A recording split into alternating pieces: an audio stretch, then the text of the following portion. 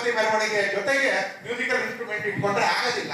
ಹಿಂದೂ ಜೀವನ ಪದ್ಧತಿಯಲ್ಲಿ ಇರ್ತಕ್ಕಂಥ ಕೆಲವು ದೋಷಗಳನ್ನ ಡಾಕ್ಟರ್ ಬಾಬಾ ಸಾಹೇಬ್ ಅಂಬೇಡ್ಕರ್ ಅವರು ವಿರೋಧ ಮಾಡಿದ್ರೆ ಹೊರತು ಹಿಂದುತ್ವವನ್ನು ಅವರು ವಿರೋಧ ಮಾಡಲಿಲ್ಲ.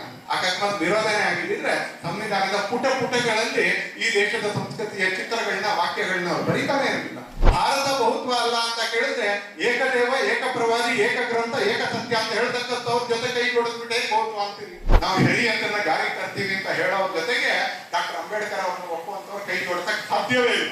ಇಡೀ ಶರೀಯತ್ತು ಸಂವಿಧಾನಕ್ಕೆ ವಿರೋಧ. ಭಗತ್ ಸಿಂಗ್ ಯಾವ ಕಾರಣದಿಂದ ಕಮ್ಯುನಿಸ್ಟ್ ಅಂತ ಕರೆದ್ರೆ ಗೊತ್ತಿಲ್ಲ.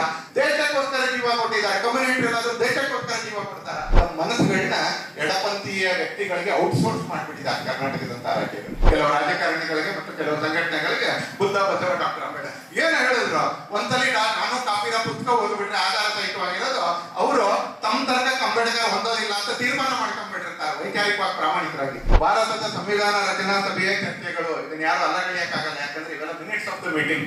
ಡಾಕ್ಟರ್ ಅಂಬೇಡ್ಕರ್ ಮತ್ತು ಅವರ ಸಹಚರರು ಸುಮಾರು 1 ವರ್ಷಗಳ ಕಾಲ ಸಾವಿರಾರು ಗಂಟೆಗಳ ಕಾಲ ನಡೆಸಿರ್ತಕ್ಕಂಥ ಚರ್ಚೆ ಮಿನಿಟ್ಸ್ ಆಫ್ ಮೀಟಿಂಗ್ ಅನ್ನ ಡಾಕ್ಟರ್ ಸುಧಾಕರ್ ಹೊಸಳ್ಳಿ ಅವರು ಆಧಾರವಾಗಿ ನಾನು ಫಕೀರ ಅಂತಕ್ಕಂಥ ಪುಸ್ತಕವನ್ನು ಇವತ್ತು ಬರೆದಿದ್ದಾರೆ ಅಂತ. ಕಥೆನೂ ಅಲ್ಲ, ಕಾದಂಬರಿನೂ ಅಲ್ಲ, ಲೇಖನನೂ ಅಲ್ಲ, ಏನಲ್ಲ, ಆಧಾರ ಸಹಿತವಾಗಿ ಭಾರತದ ಸಂವಿಧಾನ ರಚನಾ ಸಭೆಯ ನಿರ್ಧಾರ ಚರ್ಚೆಗಳ ಸಂಪುಟ 10, ಸಂಪುಟ 3, ಸಂಪುಟ 1 ಅವರ ಆಧಾರವಾಗಿದೆ. ಪ್ರತಿ ಪುಟದಲ್ಲಿ ಆಧಾರ ಕೊಡ್ತಾರೆ. ಡಾಕ್ಟರ್ ಬಾಬಾ ಸಾಹೇಬ್ ಅಂಬೇಡ್ಕರ್ ಅವರ ಸಮಗ್ರ ಬರಹಗಳು ಮತ್ತು ಭಾಷಣಗಳು ಇದನ್ನು ಯಾರು ಅಲ್ಲಗಳೆಯಕ್ಕೆ ಸಾಧ್ಯ ಇಲ್ಲ. ಯಾಕಂದ್ರೆ ಡಾಕ್ಟರ್ ಬಾಬಾ ಸಾಹೇಬ್ ಅಂಬೇಡ್ಕರ್ ಅವರೇ ತನ್ನದೇ ಪೆನ್ನಲ್ಲಿ ಅಥವಾ ತಾನೇ ಡಿಕ್ಟೇಟ್ ಮಾಡಿ ಬರ್ತಿರ್ತಕ್ಕಂಥ ಪುಸ್ತಕಗಳು, ಸರ್ಕಾರದ ಅಧಿಕೃತ ದಾಖಲೆಗಳು, ಪ್ರಸಾರಾಂಗದಲ್ಲಿ, ಮುಕ್ತ ವಿಶ್ವವಿದ್ಯಾನಿಲಯದಲ್ಲಿ, ಬೆಂಗಳೂರು ವಿಶ್ವವಿದ್ಯಾನಿಲಯದಲ್ಲಿ,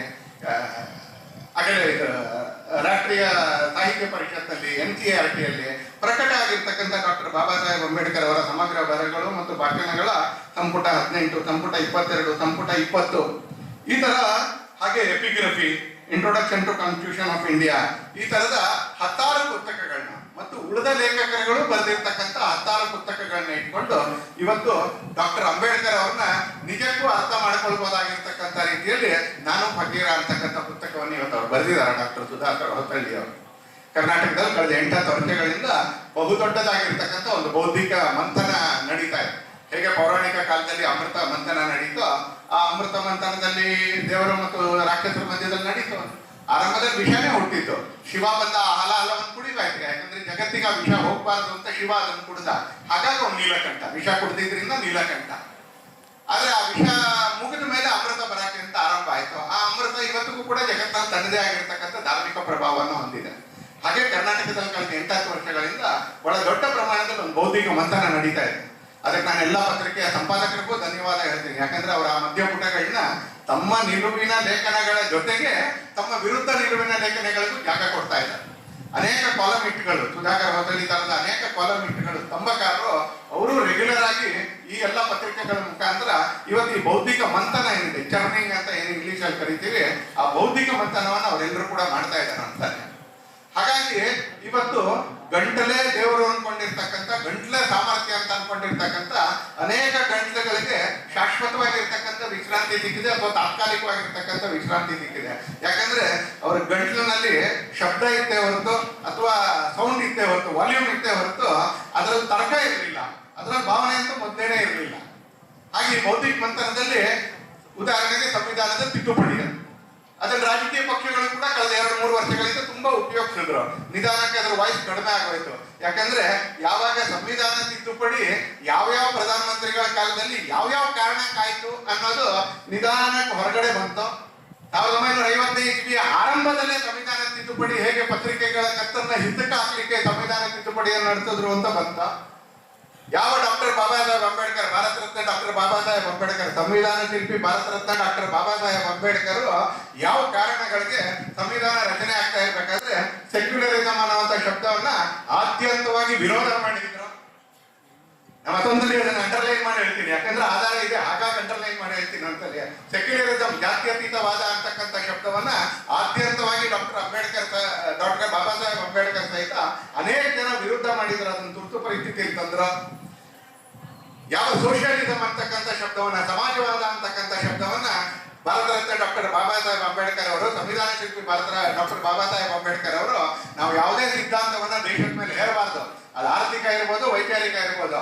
ಜನ ಕಾಲ ಪ್ರವಾಹದಲ್ಲಿ ತಮಗೆ ಯಾವ್ದು ಬೇಕೋ ಆ ಸಿದ್ಧಾಂತ, ಆರ್ಥಿಕ ಸಿದ್ಧಾಂತ ಇರ್ಬೋದು, ವೈಚಾರಿಕ ಸಿದ್ಧಾಂತ ಇರ್ಬೋದು, ಜನ ತನಗೆ ಯಾವ್ದು ಬೇಕೋ ಆ ಸಿದ್ಧಾಂತವನ್ನ ಜನ ಕಾಲದ ಸಂದರ್ಭದಲ್ಲಿ ಆಯ್ಕೆ ಮಾಡ್ಕೊಳ್ಳೋಕೆ ಸಂವಿಧಾನ ಅವರಿಗೆ ಜಾಗ ಕೊಟ್ಟಿರಬೇಕು, ಸ್ಪೇಸ್ ಕೊಟ್ಟಿರಬೇಕು ಅನ್ನೋ ಕಾರಣಕ್ಕೆ ಅವರು ಸೋಷಿಯಲಿಸಮ್ ಅನ್ನು ವಿರೋಧ ಮಾಡ್ತಾರೆ, ಸೆಕ್ಯುಲರಿಸಮ್ ಅನ್ನು ವಿರೋಧ ಮಾಡ್ತಾರೆ.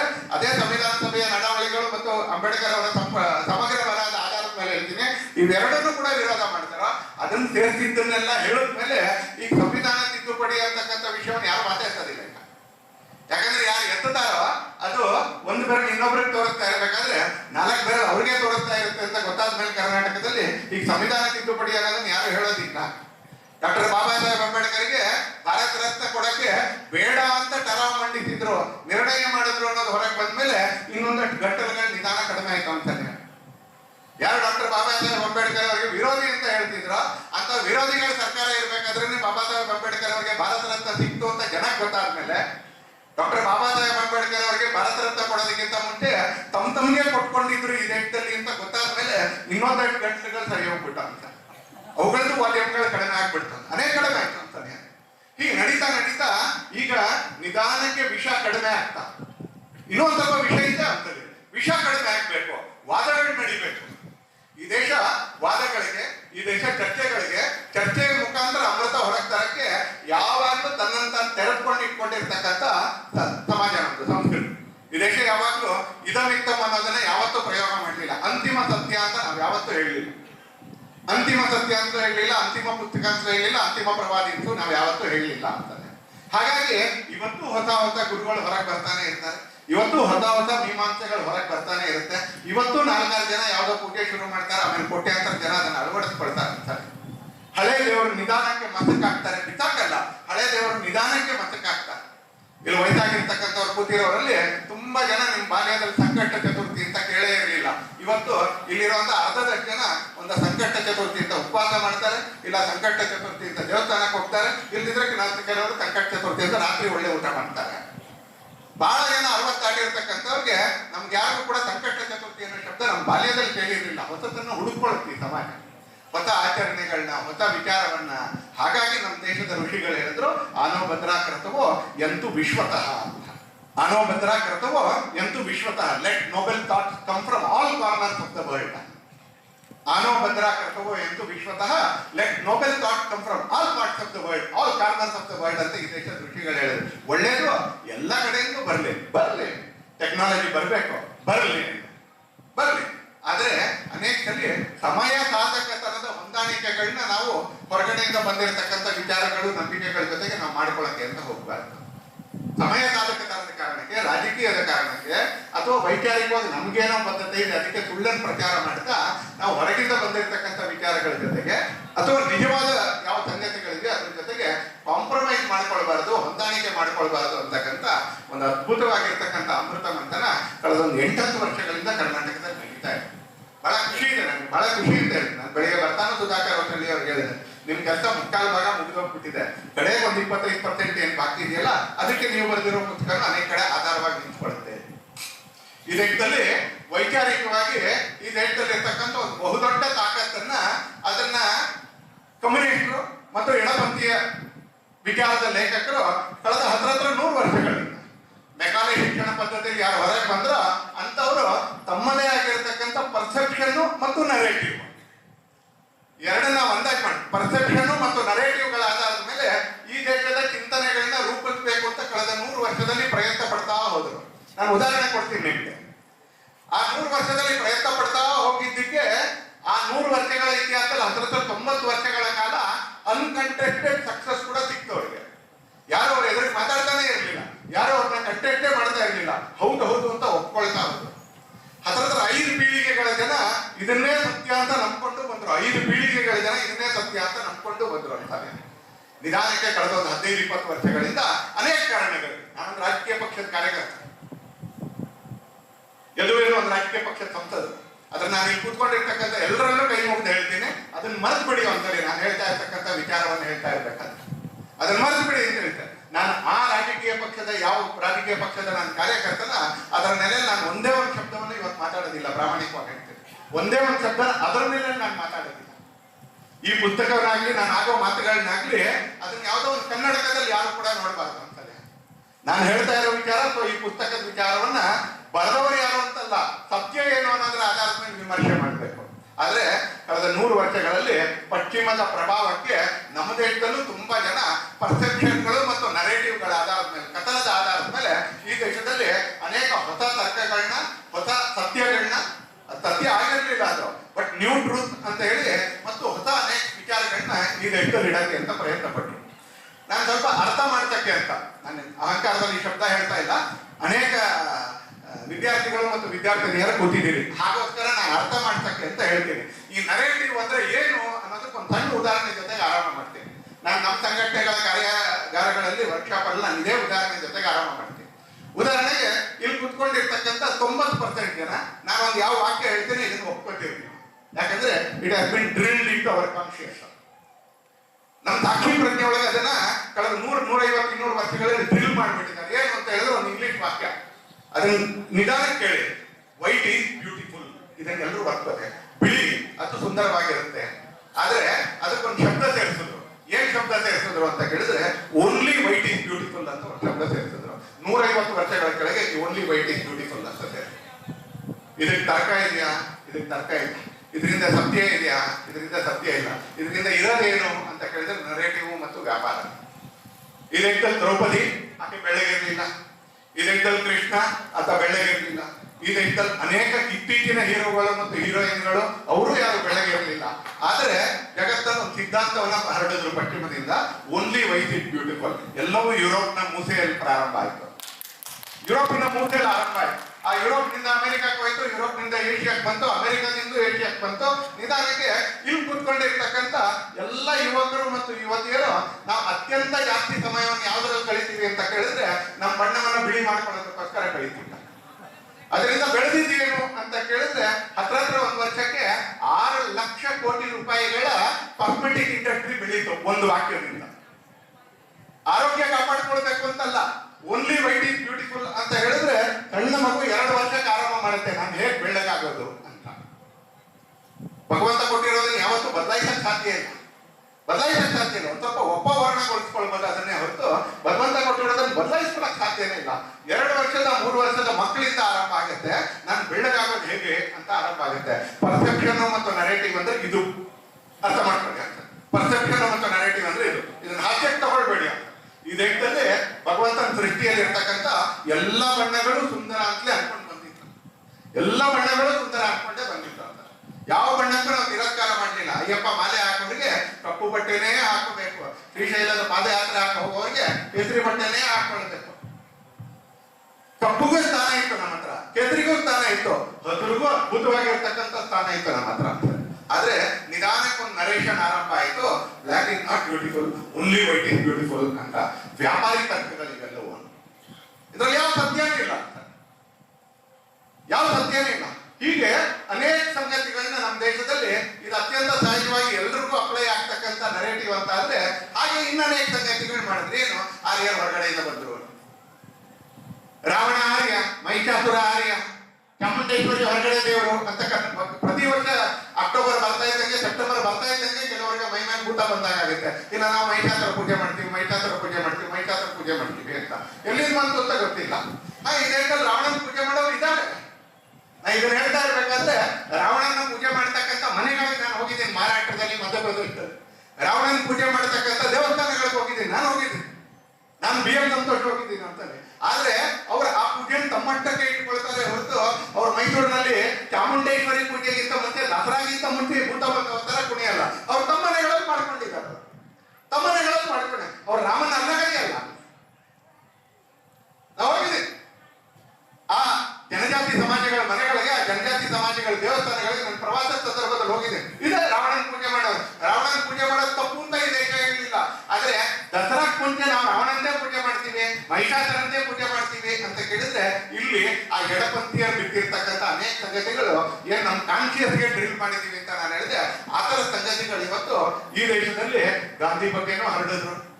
ಯಾಕಂದ್ರೆ ಅವ್ರಿಗೆ ಈ ದೇಶದಲ್ಲಿ ಯಾವ್ಯಾವ್ದೆಲ್ಲ ಆಸ್ತಿಯಾಗಿ ಪರಿಣಮಿಸಬಹುದು, ಈ ದೇಶದ ಜನರಿಗೆ ಯಾವುದರಿಂದ ರಾಷ್ಟ್ರಭಕ್ತಿ ಬೆಳಿಬೋದ, ದೇಶಭಕ್ತಿ ಬೆಳಿಬೋದ, ದೇಶದ ಬಗ್ಗೆ ಸರಿಯಾಗಿರ್ತಕ್ಕಂಥ ದೃಷ್ಟಿಕೋನ ಬೆಳೆಸ್ಕೋಬಹುದು, ಅವೆಲ್ಲದನ್ನು ಟ್ವಿಸ್ಟ್ ಮಾಡ್ತಕ್ಕಂಥ ಪ್ರಯತ್ನ ಕಳೆದ 100 ವರ್ಷಗಳಲ್ಲಿ ನಮ್ಮ ದೇಶದಲ್ಲಿ ಆಯ್ತು. ಎಲ್ಲವನ್ನೂ ಟ್ವಿಸ್ಟ್ ಮಾಡ್ತಕ್ಕಂಥ ಗಾಂಧೀಜಿ ಅಂತ ತಿರುಗಿ ಹೇಳಿದ್ರು, ಕ್ರಾಂತಿಕಾರಿಗಳನ್ನ ತಿರುಗಿ ಹೇಳಿದ್ರು, ನೇತಾಜಿ ಸುಭಾಷ್ ಚಂದ್ರ ಬೋಸ್ ತಿರುಗಿ ಹೇಳಿದ್ರು, ಎಲ್ಲರನ್ನೂ ತಿರುಗಿ ಹೇಳ್ತಾ ಹೋದ್ರು. ನಮ್ಮ ರಾಜ್ಯದಲ್ಲಿ ಡಾಕ್ಟರ್ ಬಾಬಾ ಸಾಹೇಬ್ ಅಂಬೇಡ್ಕರ್ನ ತಿರುಗಿ ಹೇಳಿದ್ರು, ಬುದ್ಧನ ತಿರುಗಿ ಹೇಳಿದ್ರು, ಬಸವಣ್ಣವ್ರನ್ನ ತಿರುಗಿ ಹೇಳಿದ್ರು. ಇವತ್ತು ಅನೇಕರಿಗೆ ಫ್ಯಾಷನ್ ಬುದ್ಧ ಬಸವ ಅಂಬೇಡ್ಕರ್ ಅಂತ ಒಂದು ದೊಡ್ಡ ಫ್ಯಾಷನ್ ನಮ್ಮ ರಾಜ್ಯದಲ್ಲಿ. ಕೆಲವು ರಾಜಕಾರಣಿಗಳಿಗೆ ಮತ್ತು ಕೆಲವು ಸಂಘಟನೆಗಳಿಗೆ ಬುದ್ಧ ಬಸವ ಡಾಕ್ಟರ್ ಅಂಬೇಡ್ಕರ್ ಏನ್ ಹೇಳಿದ್ರು, ಒಂದ್ಸಲಿ ನಾನು ಕಾಪಿದ ಪುಸ್ತಕ ಓದ್ಬಿಟ್ರೆ ಆಧಾರ ಸಹಿತವಾಗಿರೋದು ಅವರು ತಮ್ಮ ತರಕ ಅಂಬೇಡ್ಕರ್ ಹೊಂದೋದಿಲ್ಲ ಅಂತ ತೀರ್ಮಾನ ಮಾಡ್ಕೊಂಡ್ಬಿಟ್ಟಿರ್ತಾರೆ. ವೈಚಾರಿಕವಾಗಿ ಪ್ರಾಮಾಣಿಕರಾಗಿದ್ರೆ ತಾವು ಹೇಳ್ತಾ ಇರೋ ತರ್ಕಕ್ಕೂ ಅಂಬೇಡ್ಕರ್ಗೂ ಸಂಬಂಧನೇ ಇಲ್ಲ ಅಂತ ಅವರೇ ಒಪ್ಕೊಂಡ್ಬಿಡ್ತಾರೆ. ಆದ್ರೆ ಓದುವಷ್ಟು ಮನಸ್ಸು ಪೂರ್ಣಗೊಂಡಿರ್ಬೇಕು. ಯಾಕಂದ್ರೆ ಇವತ್ತು ಇಲ್ಲಿ ಬುದ್ಧನನ್ನ ಹೈಜಾಕ್ ಮಾಡೋ ಪ್ರಯತ್ನ, ಬಸವಣ್ಣವ್ರನ್ನ ಹೈಜಾಕ್ ಮಾಡೋ ಪ್ರಯತ್ನ, ಡಾಕ್ಟರ್ ಬಾಬಾ ಸಾಹೇಬ್ ಅಂಬೇಡ್ಕರ್ ಅವ್ರನ್ನ ಹೈಜಾಕ್ ಮಾಡೋ ಪ್ರಯತ್ನ, ಹಾಗೆ ನಮ್ಗೆ ನಿಮ್ಗೆಲ್ರಿಗೂ ಕೂಡ ತುಂಬಾ ಹತ್ರ ಆಗಿರ್ತಕ್ಕಂಥ ಹೃದಯಕ್ಕೆ ಕುವೆಂಪು ಅವ್ರನ್ನು ಕೂಡ ಸಮಾಜವಾದ ನೆಲೆಯಲ್ಲಿ ಹೈಜಾಕ್ ಮಾಡತಕ್ಕಂಥ ಪ್ರಯತ್ನ ಕಳೆದ 40-50 ವರ್ಷಗಳಲ್ಲಿ ನಡ್ಕೊಂಡು ಎಷ್ಟು ಅದ್ಭುತವಾಗಿ ಹೈಜಾಕ್ ಮಾಡ್ತಿದ್ರು ಅಂತ ಕೇಳಿದ್ರೆ ಅವ್ರ ಕಾಲ ಮುಗೀತು. ಈಗ ಎಕ್ಸ್ಪೈರಿ ಡೇಟ್ ಬಂದ್ಬಿಟ್ಟಿದ್ದಾರೆ. ಹೇಗೆ ಮಾಡ್ತಾರೆ? ನಾನು ಕುವೆಂಪು ಉದಾಹರಣೆ ಹೋಗಿ ಅಥವಾ ಹೇಳಿ 2 ಉದಾಹರಣೆ ನಾನು ಕಾಪಿ ತರ್ತೀನಿ ಅಂತ. ಕುವೆಂಪು ಅವರೇ ಸಮಾಜವಾದಿ ಅಂತ ಕರೆದ್ರು. ಯಾವ ನೆಲದಲ್ಲಿ ಸಮಾಜವಾದಿ ಕುವೆಂಪು ಅವರು ರಾಷ್ಟ್ರಕವಿ. ಈಗ ತಾನೇ ನಾವು ಹೇಳಿದ ಅಂತಾನೆ ಕುವೆಂಪು ಅವರು ಸಮಾಜವಾದಿ ಅಂತ ಕರೆದ್ರು, ಕ್ಷೇತ್ರವಾದಿ ಭಾಷಾವಾದಿ ಅಂತ ಕರೆದ್ಬಿಟ್ರು ಅಂತಲೇ. ಜಯ ಭಾರತ ಜನನಿಯ ತನುಜಾತೆ, ಜಯ ಹೇ ಕರ್ನಾಟಕ ಮಾತೆ. ಭಾರತ ಮಾತೆ ತಾಯಿ, ಕನ್ನಡ ಮಾತೆ ಆಕೆ ಮಗಳು, ಭಾರತ ಮಾತೆ ಅಕ್ಕ, ಕನ್ನಡ ಮಾತೆ ತನ್ನ ಅಕ್ಕೆ ತಂಗಿ ಅಂತ ಹೇಳಿರ್ತಕ್ಕಂಥ ಒಬ್ಬ ಕವಿಯನ್ನ ಅವ್ರನ್ನ ಬೇರೆ ರೀತಿಯಲ್ಲಿ ಬಿಂಬಿಸುವಂತ ಪ್ರಯತ್ನ ಪಡಿದ್ರು. ನಡೆ ಮುಂದೆ ನುಗ್ಗಿ ನಡೆ ಮುಂದೆ, ಹಿಗ್ಗದೆಯೇ ಕುಗ್ಗದೆಯೇ ಜಗ್ಗಿ ನಡೆ ಮುಂದೆ, ನಾನಳಿವೆ ನೀನಳಿವೆ ನಮ್ಮೆಲುಬುಗಳ ಮೇಲೆ, ಮೂಡುವುದು ನವಭಾರತದ ಲೀಲೆ. 8 ಜನ ಕವಿಗಳು ಬರೆದಿದ್ದಾರೆ ಇಷ್ಟು ಸ್ಟ್ರಾಂಗ್ ಆಗಿರ್ತಕ್ಕಂಥ ವಾಕ್ಯವನ್ನ. ನಾನಳಿವೆ ನೀನಳಿವೆ ನಮ್ಮೆಲುಬುಗಳ ಮೇಲೆ, ಮೂಡುವುದು ನವಭಾರತದ ಲೀಲೆ. ಕುವೆಂಪು ಅವ್ರಿಗೂ ರಾಷ್ಟ್ರೀಯತೆಗೂ ಸಂಬಂಧನೇ ಇಲ್ಲ. ಅವ್ರು ಸಮಾಜವಾದಿ ಅಂತ ಹೇಳ್ಬಿಟ್ಟು ಸಮಾಜವಾದಿ ಅಂತ ಹೇಳಿ, ಆದ್ರೆ ಕುವೆಂಪು ಅವ್ರಿಗೂ ರಾಷ್ಟ್ರೀಯತೆಗೂ ಸಂಬಂಧ ಇಲ್ಲ ಅಂತ ಹೇಳಿದ್ರೆ, ಕುವೆಂಪು ಅವ್ರಿಗೂ ದೇಶಭಕ್ತಿಗೂ ಸಂಬಂಧ ಇಲ್ಲ ಅಂದ್ರೆ, ಕುವೆಂಪು ಅವ್ರಿಗೂ ಆಧ್ಯಾತ್ಮಿಕತೆ ಸ್ಪಿರಿಚುಯಾಲಿಟಿಗೆ ಸಂಬಂಧ ಇಲ್ಲ ಅಂತ ಹೇಳಿದ್ರೆ, ಕುವೆಂಪು ಅವ್ರಿಗೂ ಹಿಂದುತ್ವಕ್ಕೂ ಸಂಬಂಧ ಇಲ್ಲ ಅಂತ ಹೇಳಿದ್ರೆ, ನೀವೇನೋ ವಾಮಪಂಥೀಯರು ಮತ್ತು ಎಡಚರಿ ನೀವು ಇವ್ರನ್ನ ಟ್ವಿಸ್ಟ್ ಮಾಡೋ ಪ್ರಯತ್ನ ಮಾಡ್ತಾ ಇದ್ದೀರಿ ಅಂತ. ಸ್ವಾಮಿ ವಿವೇಕಾನಂದರ ಬಗ್ಗೆ ಕನ್ನಡ ಕಂಡಿರ್ತಕ್ಕಂಥ ಸಾಹಿತ್ಯಗಳಲ್ಲಿ ಅದ್ಭುತವಾಗಿರ್ತಕ್ಕಂಥ ಸಾಹಿತ್ಯಗಳನ್ನು ಬರೆದಿರ್ತಕ್ಕಂಥ ಕುವೆಂಪು ಅವರು. ಅವ್ರಿಗೂ ಹಿಂದುತ್ವಕ್ಕೂ ಸಂಬಂಧ ಇಲ್ಲ ಅಂದ್ರೆ ಅದೇ, ಅವ್ರಿಗೂ ಸ್ಪಿರಿಚುಯಾಲಿಟಿಗೆ ಆಧ್ಯಾತ್ಮಕ್ಕೆ ಸಂಬಂಧ ಇಲ್ಲ ಅಂತ ಹೇಳಿದ್ರೆ. ವಿವೇಕಾನಂದರು ಒಂದು ಅವಮಾನದ ವಾಕ್ಯವನ್ನ ಕೇಳಿದ್ಮೇಲೆ ಅಮೆರಿಕದಲ್ಲಿ the song of A Sannyasin ಅಂತ ಒಂದು ಆಶು ಕವಿತೆಯನ್ನು ಬರೀತಾರೆ. ಅದೊಂಥರ ಗಂಡಗಮನ ತರ ಇದೆ, ಅದು ಒಂದು ಪುಸ್ತಕ ಅದ್ಭುತವಾಗಿ ಟ್ರಾನ್ಸ್ಲೇಟ್ ಮಾಡ್ತಾರೆ, ಭಾಷಾಂತರ ಮಾಡ್ತಾರೆ Kuvempu. The song of a ಸನ್ಯಾಸಿನ್ನ ಕುವೆಂಪು ಅವರು ಅದ್ಭುತವಾಗಿ ಭಾಷಾಂತರ ಮಾಡ್ತಾರೆ. 7 ಮೇಲೆ 7 ಸಾಧುವೆ ಹಾಡು ಜಾಗಿಯ ಹಾಡನ್ನು ಹಾಡಿನಿಂದ ಚಲಿಸು ಮಲಗೆಯ ನಮ್ಮ ಈ ತಾಯ್ನಾಡನ್ನು ಅದ್ಭುತವಾಗಿ ಟ್ರಾನ್ಸ್ಲೇಟ್ ಮಾಡ್ತಾರೆ ಕುವೆಂಪು ಅವರು. ಅಂತ ಕುವೆಂಪು ಅವ್ರನ್ನ ಹಿಂದುತ್ವಕ್ಕೆ ವಿರೋಧಿ, ಅಂತ ಕುವೆಂಪು ಅವ್ರನ್ನ ಆಧ್ಯಾತ್ಮಕ್ಕೆ ವಿರೋಧಿ ಅಂದ್ರೆ ಏನಂದ್ರೆ ಸಮಾಜವಾದಿ ಅಂತ ಕರೆದ್ಬಿಟ್ರು ಅಂತಾರೆ. ಅದೇ ಕುವೆಂಪು ಅವರು 27 ಷಟ್ಪದಿಗಳಿರ್ತಕ್ಕಂಥ ತಾನಾಜಿ ಮಾಲ್ಸುರೆ ಬಗ್ಗೆ 27 ಷಟ್ಪದಿಗಳಿರ್ತಕ್ಕಂಥ ಖಂಡಕಾವ್ಯವನ್ನ ತಾನಾಜಿ ಮಾಲ್ಸುರೆ ಬಗ್ಗೆ ಕುವೆಂಪು ಅವರು ಬರೆದಿದ್ದಾರೆ. ಕುವೆಂಪುವನ್ನ ಹಿಂದುತ್ವಕ್ಕೆ ವಿರೋಧಿ, ಆಧ್ಯಾತ್ಮಕ್ಕೆ ವಿರೋಧಿ, ಅವರೇನು ರಾಷ್ಟ್ರೀಯತೆ ಅಲ್ಲ, ಅವ್ರದ್ದು ರಾಷ್ಟ್ರವಾದಿ ಅಲ್ಲ ಅಂತ ಹೇಳ್ಬಿಟ್ರು ಅಂತ. ಹೀಗೆ ಈ ದೇಶದಲ್ಲಿ ಗಾಂಧಿ, ನೇತಾಜಿ ಸುಭಾಷ್ ಚಂದ್ರ ಬೋಸ್ನ, ಡಾಕ್ಟರ್ ಬಾಬಾ ಸಾಹೇಬ್ ಅಂಬೇಡ್ಕರ್ ಅವ್ರನ್ನ, ಈ ತರದ ಎಲ್ಲರನ್ನೂ ಕೂಡ ತಮಗ್ ಬೇಕಾಗಿರ್ತಕ್ಕಂಥ ಒಂದು ಚೌಕಟ್ಟು ಒಳಗೆ ಕೂಡಿಸ್ತಕ್ಕಂಥ ಒಂದು ದೊಡ್ಡದಾಗಿರ್ತಕ್ಕಂಥ ಪ್ರಯತ್ನವನ್ನ ಭಗತ್ ಸಿಂಗ್ ಕಮ್ಯುನಿಸ್ಟ್ ಅಂತ ಹೇಳ್ಬಿಟ್ಟು, ಭಗತ್ ಸಿಂಗ್ ಯಾವ ಕಾರಣದಿಂದ ಕಮ್ಯುನಿಸ್ಟ್ ಅಂತ ಕರೆದ್ರೆ ಗೊತ್ತಿಲ್ಲ. ಆ ಕಾಲದಲ್ಲಿ ಒಬ್ಬ ಯುವಕ, ಆ ಕಾಲದ ಅತ್ಯಂತ ಪ್ರಖ್ಯಾತವಾಗಿರ್ತಕ್ಕಂಥ ಘೋಷಣೆ ಇನ್ಕ್ವಿಲಾಬ್ ಜಿಂದಾಬಾದ್, ಅತ್ಯಂತ ಪ್ರಖ್ಯಾತವಾಗಿರ್ತಕ್ಕಂಥ ಘೋಷಣೆ ಇನ್ಕ್ವಿಲಾಬ್ ಜಿಂದಾಬಾದ್. ಇಲ್ಲೂ ಅನೇಕ ಘಟನೆಗಳು ನಾವು ಕೂಗ್ತೀವಿ, ಜೊತೆಗಿರೋದ್ರಿಂದ ನಾವು ಕೂಗ್ತೀವಿ ಒಂದ್ಸಲ. ಆತನ ಸಾಯ್ಬೇಕಾದ್ರೆ ಇನ್ಕ್ವಿಲಾಬ್ ಜಿಂದಾಬಾದ್ ಅಂತ ಹೇಳಿದ. ಅವನು ಇನ್ಕ್ವಿಲಾಬ್ ಜಿಂದಾಬಾದ್ ಅಂತ ಹೇಳಿದ, ಅದಕ್ಕೋಸ್ಕರ ಆತ ಕಮ್ಯುನಿಸ್ಟ್, ದೇಶಕ್ಕೋಸ್ಕರ ಜೀವ ಕೊಟ್ಟಿದ್ದಾರೆ. ಕಮ್ಯುನಿಸ್ಟ್ ಏನಾದ್ರು ದೇಶಕ್ಕೋಸ್ಕರ ಜೀವ ಕೊಡ್ತಾರ? ಕಮ್ಯುನಿಸ್ಟರು ಮತ್ತು ದೇಶ ಅನ್ನೋದಕ್ಕೆ ಸಂಬಂಧನೇ ಇಲ್ಲ. ಅವ್ರು ವಿಶ್ವ ಅಂತ ವಾದ ಮಂಡಿಸೋರು, ಗ್ಲೋಬಲ್ ಸಿಟಿಸನ್ಸ್ ಅಂತ ಹೇಳೋರು, ಬಾರ್ಡರ್ಲೆಸ್ ಸಿಟಿಸನ್ಸ್ ಅಂತ ಹೇಳೋರು. ಭಗತ್ ಸಿಂಗ್ ಭಾರತವನ್ನ ಸ್ವಾತಂತ್ರ್ಯಗೊಳಿಸೋದಕ್ಕೋಸ್ಕರ ಪ್ರಾಣ ಕೊಟ್ಟ. ನಗರಂತ ನೆನಗಂಬಕ್ಕದ ಅವನನ್ನ ಕಮ್ಯುನಿಸ್ಟ್ ಅಂತ ಕರೆದ್ರು, ಅವನನ್ನ ಕಮ್ಯುನಿಸ್ಟ್ ಅಂತ ಕರೆದ್ಬಿಟ್ರು ಅಂತಲೇ. ಯಾಕೆ ಇನ್ಕ್ವಿಲಾಬ್ ಜಿಂದಾಬಾದ್ ಅಂತ ಹೇಳಿದಾನ? ಒಂದೇ ಒಂದು ಕಾರಣ. ಹೀಗೆ ಈ ದೇಶದಲ್ಲಿ ಅನೇಕ ಸಂಗತಿಗಳನ್ನ ಎಡಪಂಥೀಯ ಧೋರಣೆಯ ಜೊತೆಗೆ ನೋಡ್ತಾ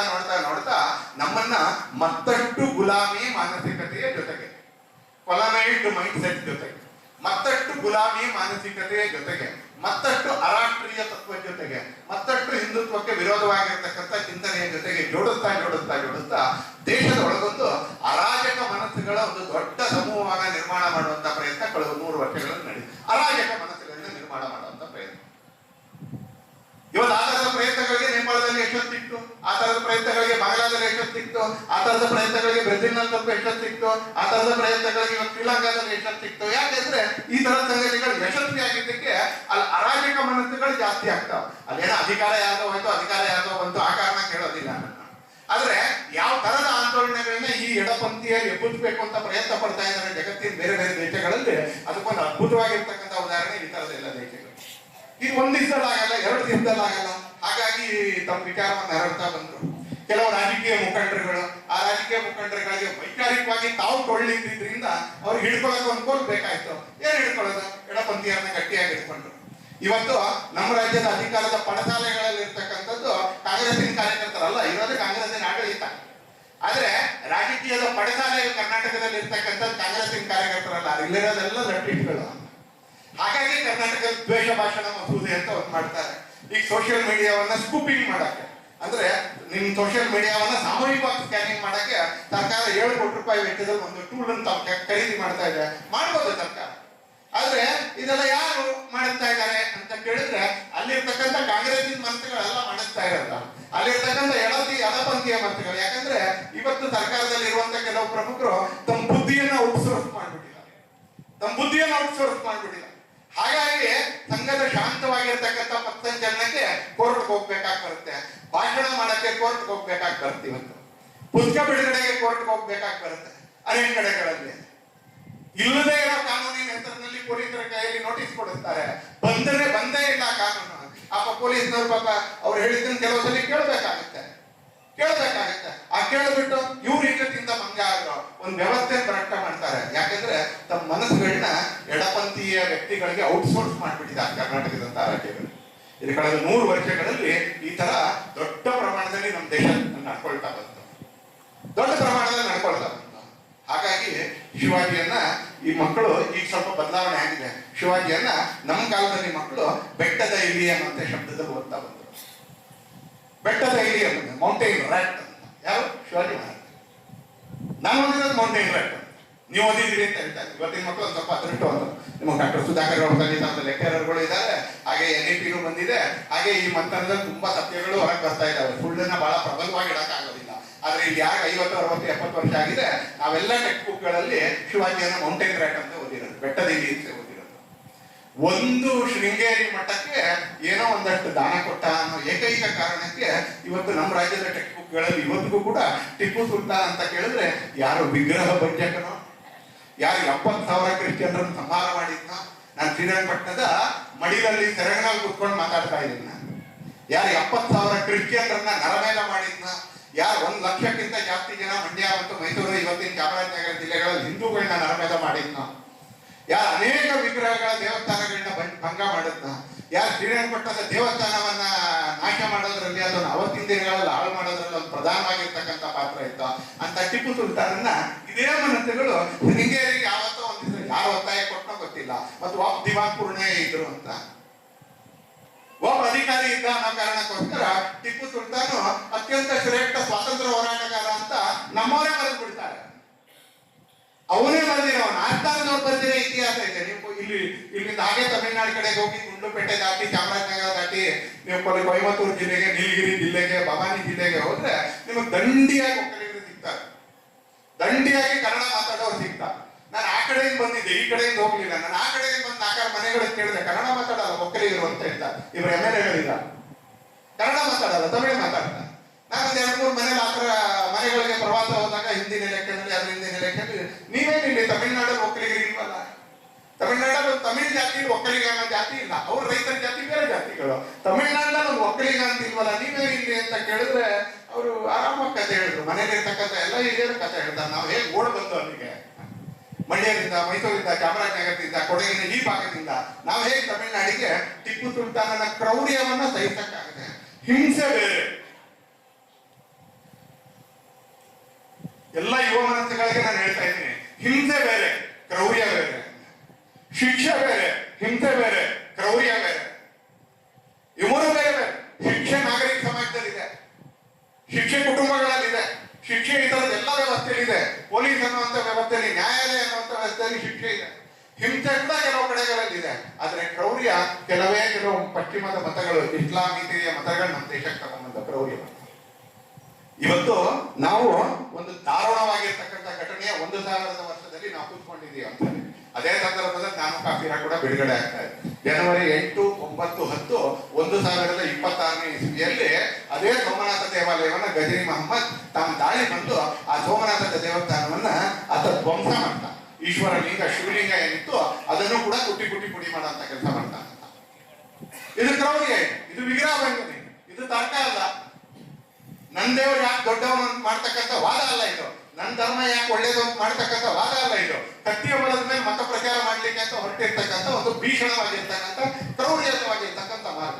ಜನವರಿ 8, 9, 10, 1026ನೇ ಇಸ್ವಿಯಲ್ಲಿ, 2026ನೇ ಇಸ್ವಿ, 1000 ವರ್ಷಗಳ ಕೆಳಗೆ ಗುಜರಾತಿನ ಸೋಮನಾಥದ ದೇವಸ್ಥಾನವನ್ನ ಗಜನಿ ಮಹಮ್ಮದ್ ಧ್ವಂಸ ಮಾಡ್ತಾನೆ. 3 ದಿನಗಳು ತಾಳಿದೆ. ಕೇವಲ ಸೋಮನಾಥದಲ್ಲಿ ಆ 3 ದಿನಗಳಲ್ಲಿ ಹತ್ರ 27,000 ಜನರ ಸಂಹಾರ ಆಗುತ್ತೆ. 27,000 ಜನರ ಸಂಹಾರ ಆಗುತ್ತೆ. ಹಾಗೆ 75ನೇ ವರ್ಷ ಕೂಡ ಮೇ 26 ಆ ಸಂದರ್ಭದಲ್ಲಿ ಸೋಮನಾಥದ ಪುನರ್ ನಿರ್ಮಾಣ ಕೂಡ ಆಗುತ್ತೆ. ರಾಜೇಂದ್ರ ಪ್ರಸಾದರ ನೇತೃತ್ವದಲ್ಲಿ, ರಾಷ್ಟ್ರಪತಿಗಳ ಸಾರಥ್ಯದಲ್ಲಿ ಸೋಮನಾಥದ ಪುನರ್ ನಿರ್ಮಾಣ ಆಗುತ್ತೆ. ಜವಾಹರಲಾಲ್ ನೆಹರು ಬರಲಿಲ್ಲ. ಯಾಕಂದ್ರೆ ಜವಾಹರಲಾಲ್ ನೆಹರು ಇದೇ ಲಿಬರಲ್ಗಳ ಅತಿ ದೊಡ್ಡ ರಾಜ ಆಗಿದ್ರು. ನಾನು ಕಾಂಗ್ರೆಸ್ ಅನ್ನೋ ಕಾರಣ ಹೇಳೋದಿಲ್ಲ, ನಾನು ಆಗ್ಲೇ ಹೇಳಿದ್ದೀನಿ. ಬಟ್ ಜವಾಹರಲಾಲ್ ನೆಹರು ಈ ತರ್ಕದ ಬಹುದೊಡ್ಡ ಆರಾಧಕರಾಗಿದ್ರು. ಯಾಕಂದ್ರೆ ಅವರ ಲಾಭಾರ್ಥಿ ಕೂಡ. ನೇತಾಜಿ ಸುಭಾಷ್ ಚಂದ್ರ ಬೋಸ್ರ ಬಗ್ಗೆ ಏನು ನೆಗೆಟಿವ್ ತುಂಬುತ್ತೋ ಅದರ ಲಾಭಾರ್ಥಿ ಕೂಡ ಜವಾಹರಲಾಲ್ ನೆಹರು. ಹಾಗಾಗಿ ಅವರು ಸೋಮನಾಥ ದೇವಸ್ಥಾನದ ಉದ್ಘಾಟನೆಗೂ ಬರಲಿಲ್ಲ. 2026ಕ್ಕೆ ಆ ದೇವಸ್ಥಾನ ಧ್ವಂಸ ಮಾಡಿದ್ರು. ಗಜನಿ ಮಹಮ್ಮದ್ ಧ್ವಂಸ ಮಾಡಿದ. ಗಜನಿ ಮಹಮ್ಮದ್ ಒಂದು 26,000-27,000 ಜನ ಹಿಂದೂಗಳನ್ನ ಹತ್ಯೆ ಮಾಡಿದ ಅಂತ ಹೇಳಿದ್ರೆ ನಮ್ಮ ಸರ್ಕಾರಕ್ಕೆ ದ್ವೇಷ ಭಾಷಣ ಅಂತ ಅನ್ಸುತ್ತೆ. ಇತಿಹಾಸಕ್ಕೂ ದ್ವೇಷಕ್ಕೂ ವ್ಯತ್ಯಾಸ ಇದೆ ಕಣ್ರಿ. ಇತಿಹಾಸಕ್ಕೂ ದ್ವೇಷ ಭಾಷಣಕ್ಕೂ ವ್ಯತ್ಯಾಸ ಇದೆ.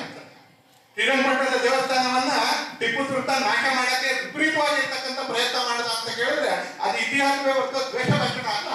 ಟಿಪ್ಪು ಸುಲ್ತಾನ್ 70,000 ಕ್ರಿಶ್ಚಿಯನ್ರನ್ನ, 1 ಲಕ್ಷಕ್ಕಿಂತ ಜಾಸ್ತಿ ಹಿಂದೂಗಳನ್ನ ಆತ ಸಂಹಾರ ಮಾಡಿದ ಅಂತ ಕೇಳಿದ್ರೆ ಅದು ದ್ವೇಷ ಭಾಷಣ ಅಲ್ಲ. ಮಲ್ಲಿಕ್ ಕಾಫರ್ ಅಲ್ಲಿಂದ ಬಂದವನು, ಔರಂಗಜೇಬನ ಬಾಬರ್ನ ಆಸ್ಥಾನದಲ್ಲಿದ್ದಂತ ಮಲ್ಲಿಕ್ ಕಾಫರ್ ಅಲ್ಲಿಂದ ಬಂದವನು ಯಾವ್ದು ಸುಂದರವಾಗಿದೆಯೋ ಅದು ಇಸ್ಲಾಂಗೆ ಯಾವತ್ತೂ ಆಗೋದಿಲ್ಲ. ನಿಮ್ ಕಿವಿ ಬಹಳ ಚೆನ್ನಾಗಿದೆ ಅಂತ ಅನ್ಸಿದ್ರೆ ಆಗೋದಿಲ್ಲ, ನಿಮ್ ಕಣ್ಣಿಗೆ ಬಹಳ ಚೆನ್ನಾಗಿದೆ ಅಂತ ಅನ್ಸಿದ್ರೆ ಆಗೋದಿಲ್ಲ.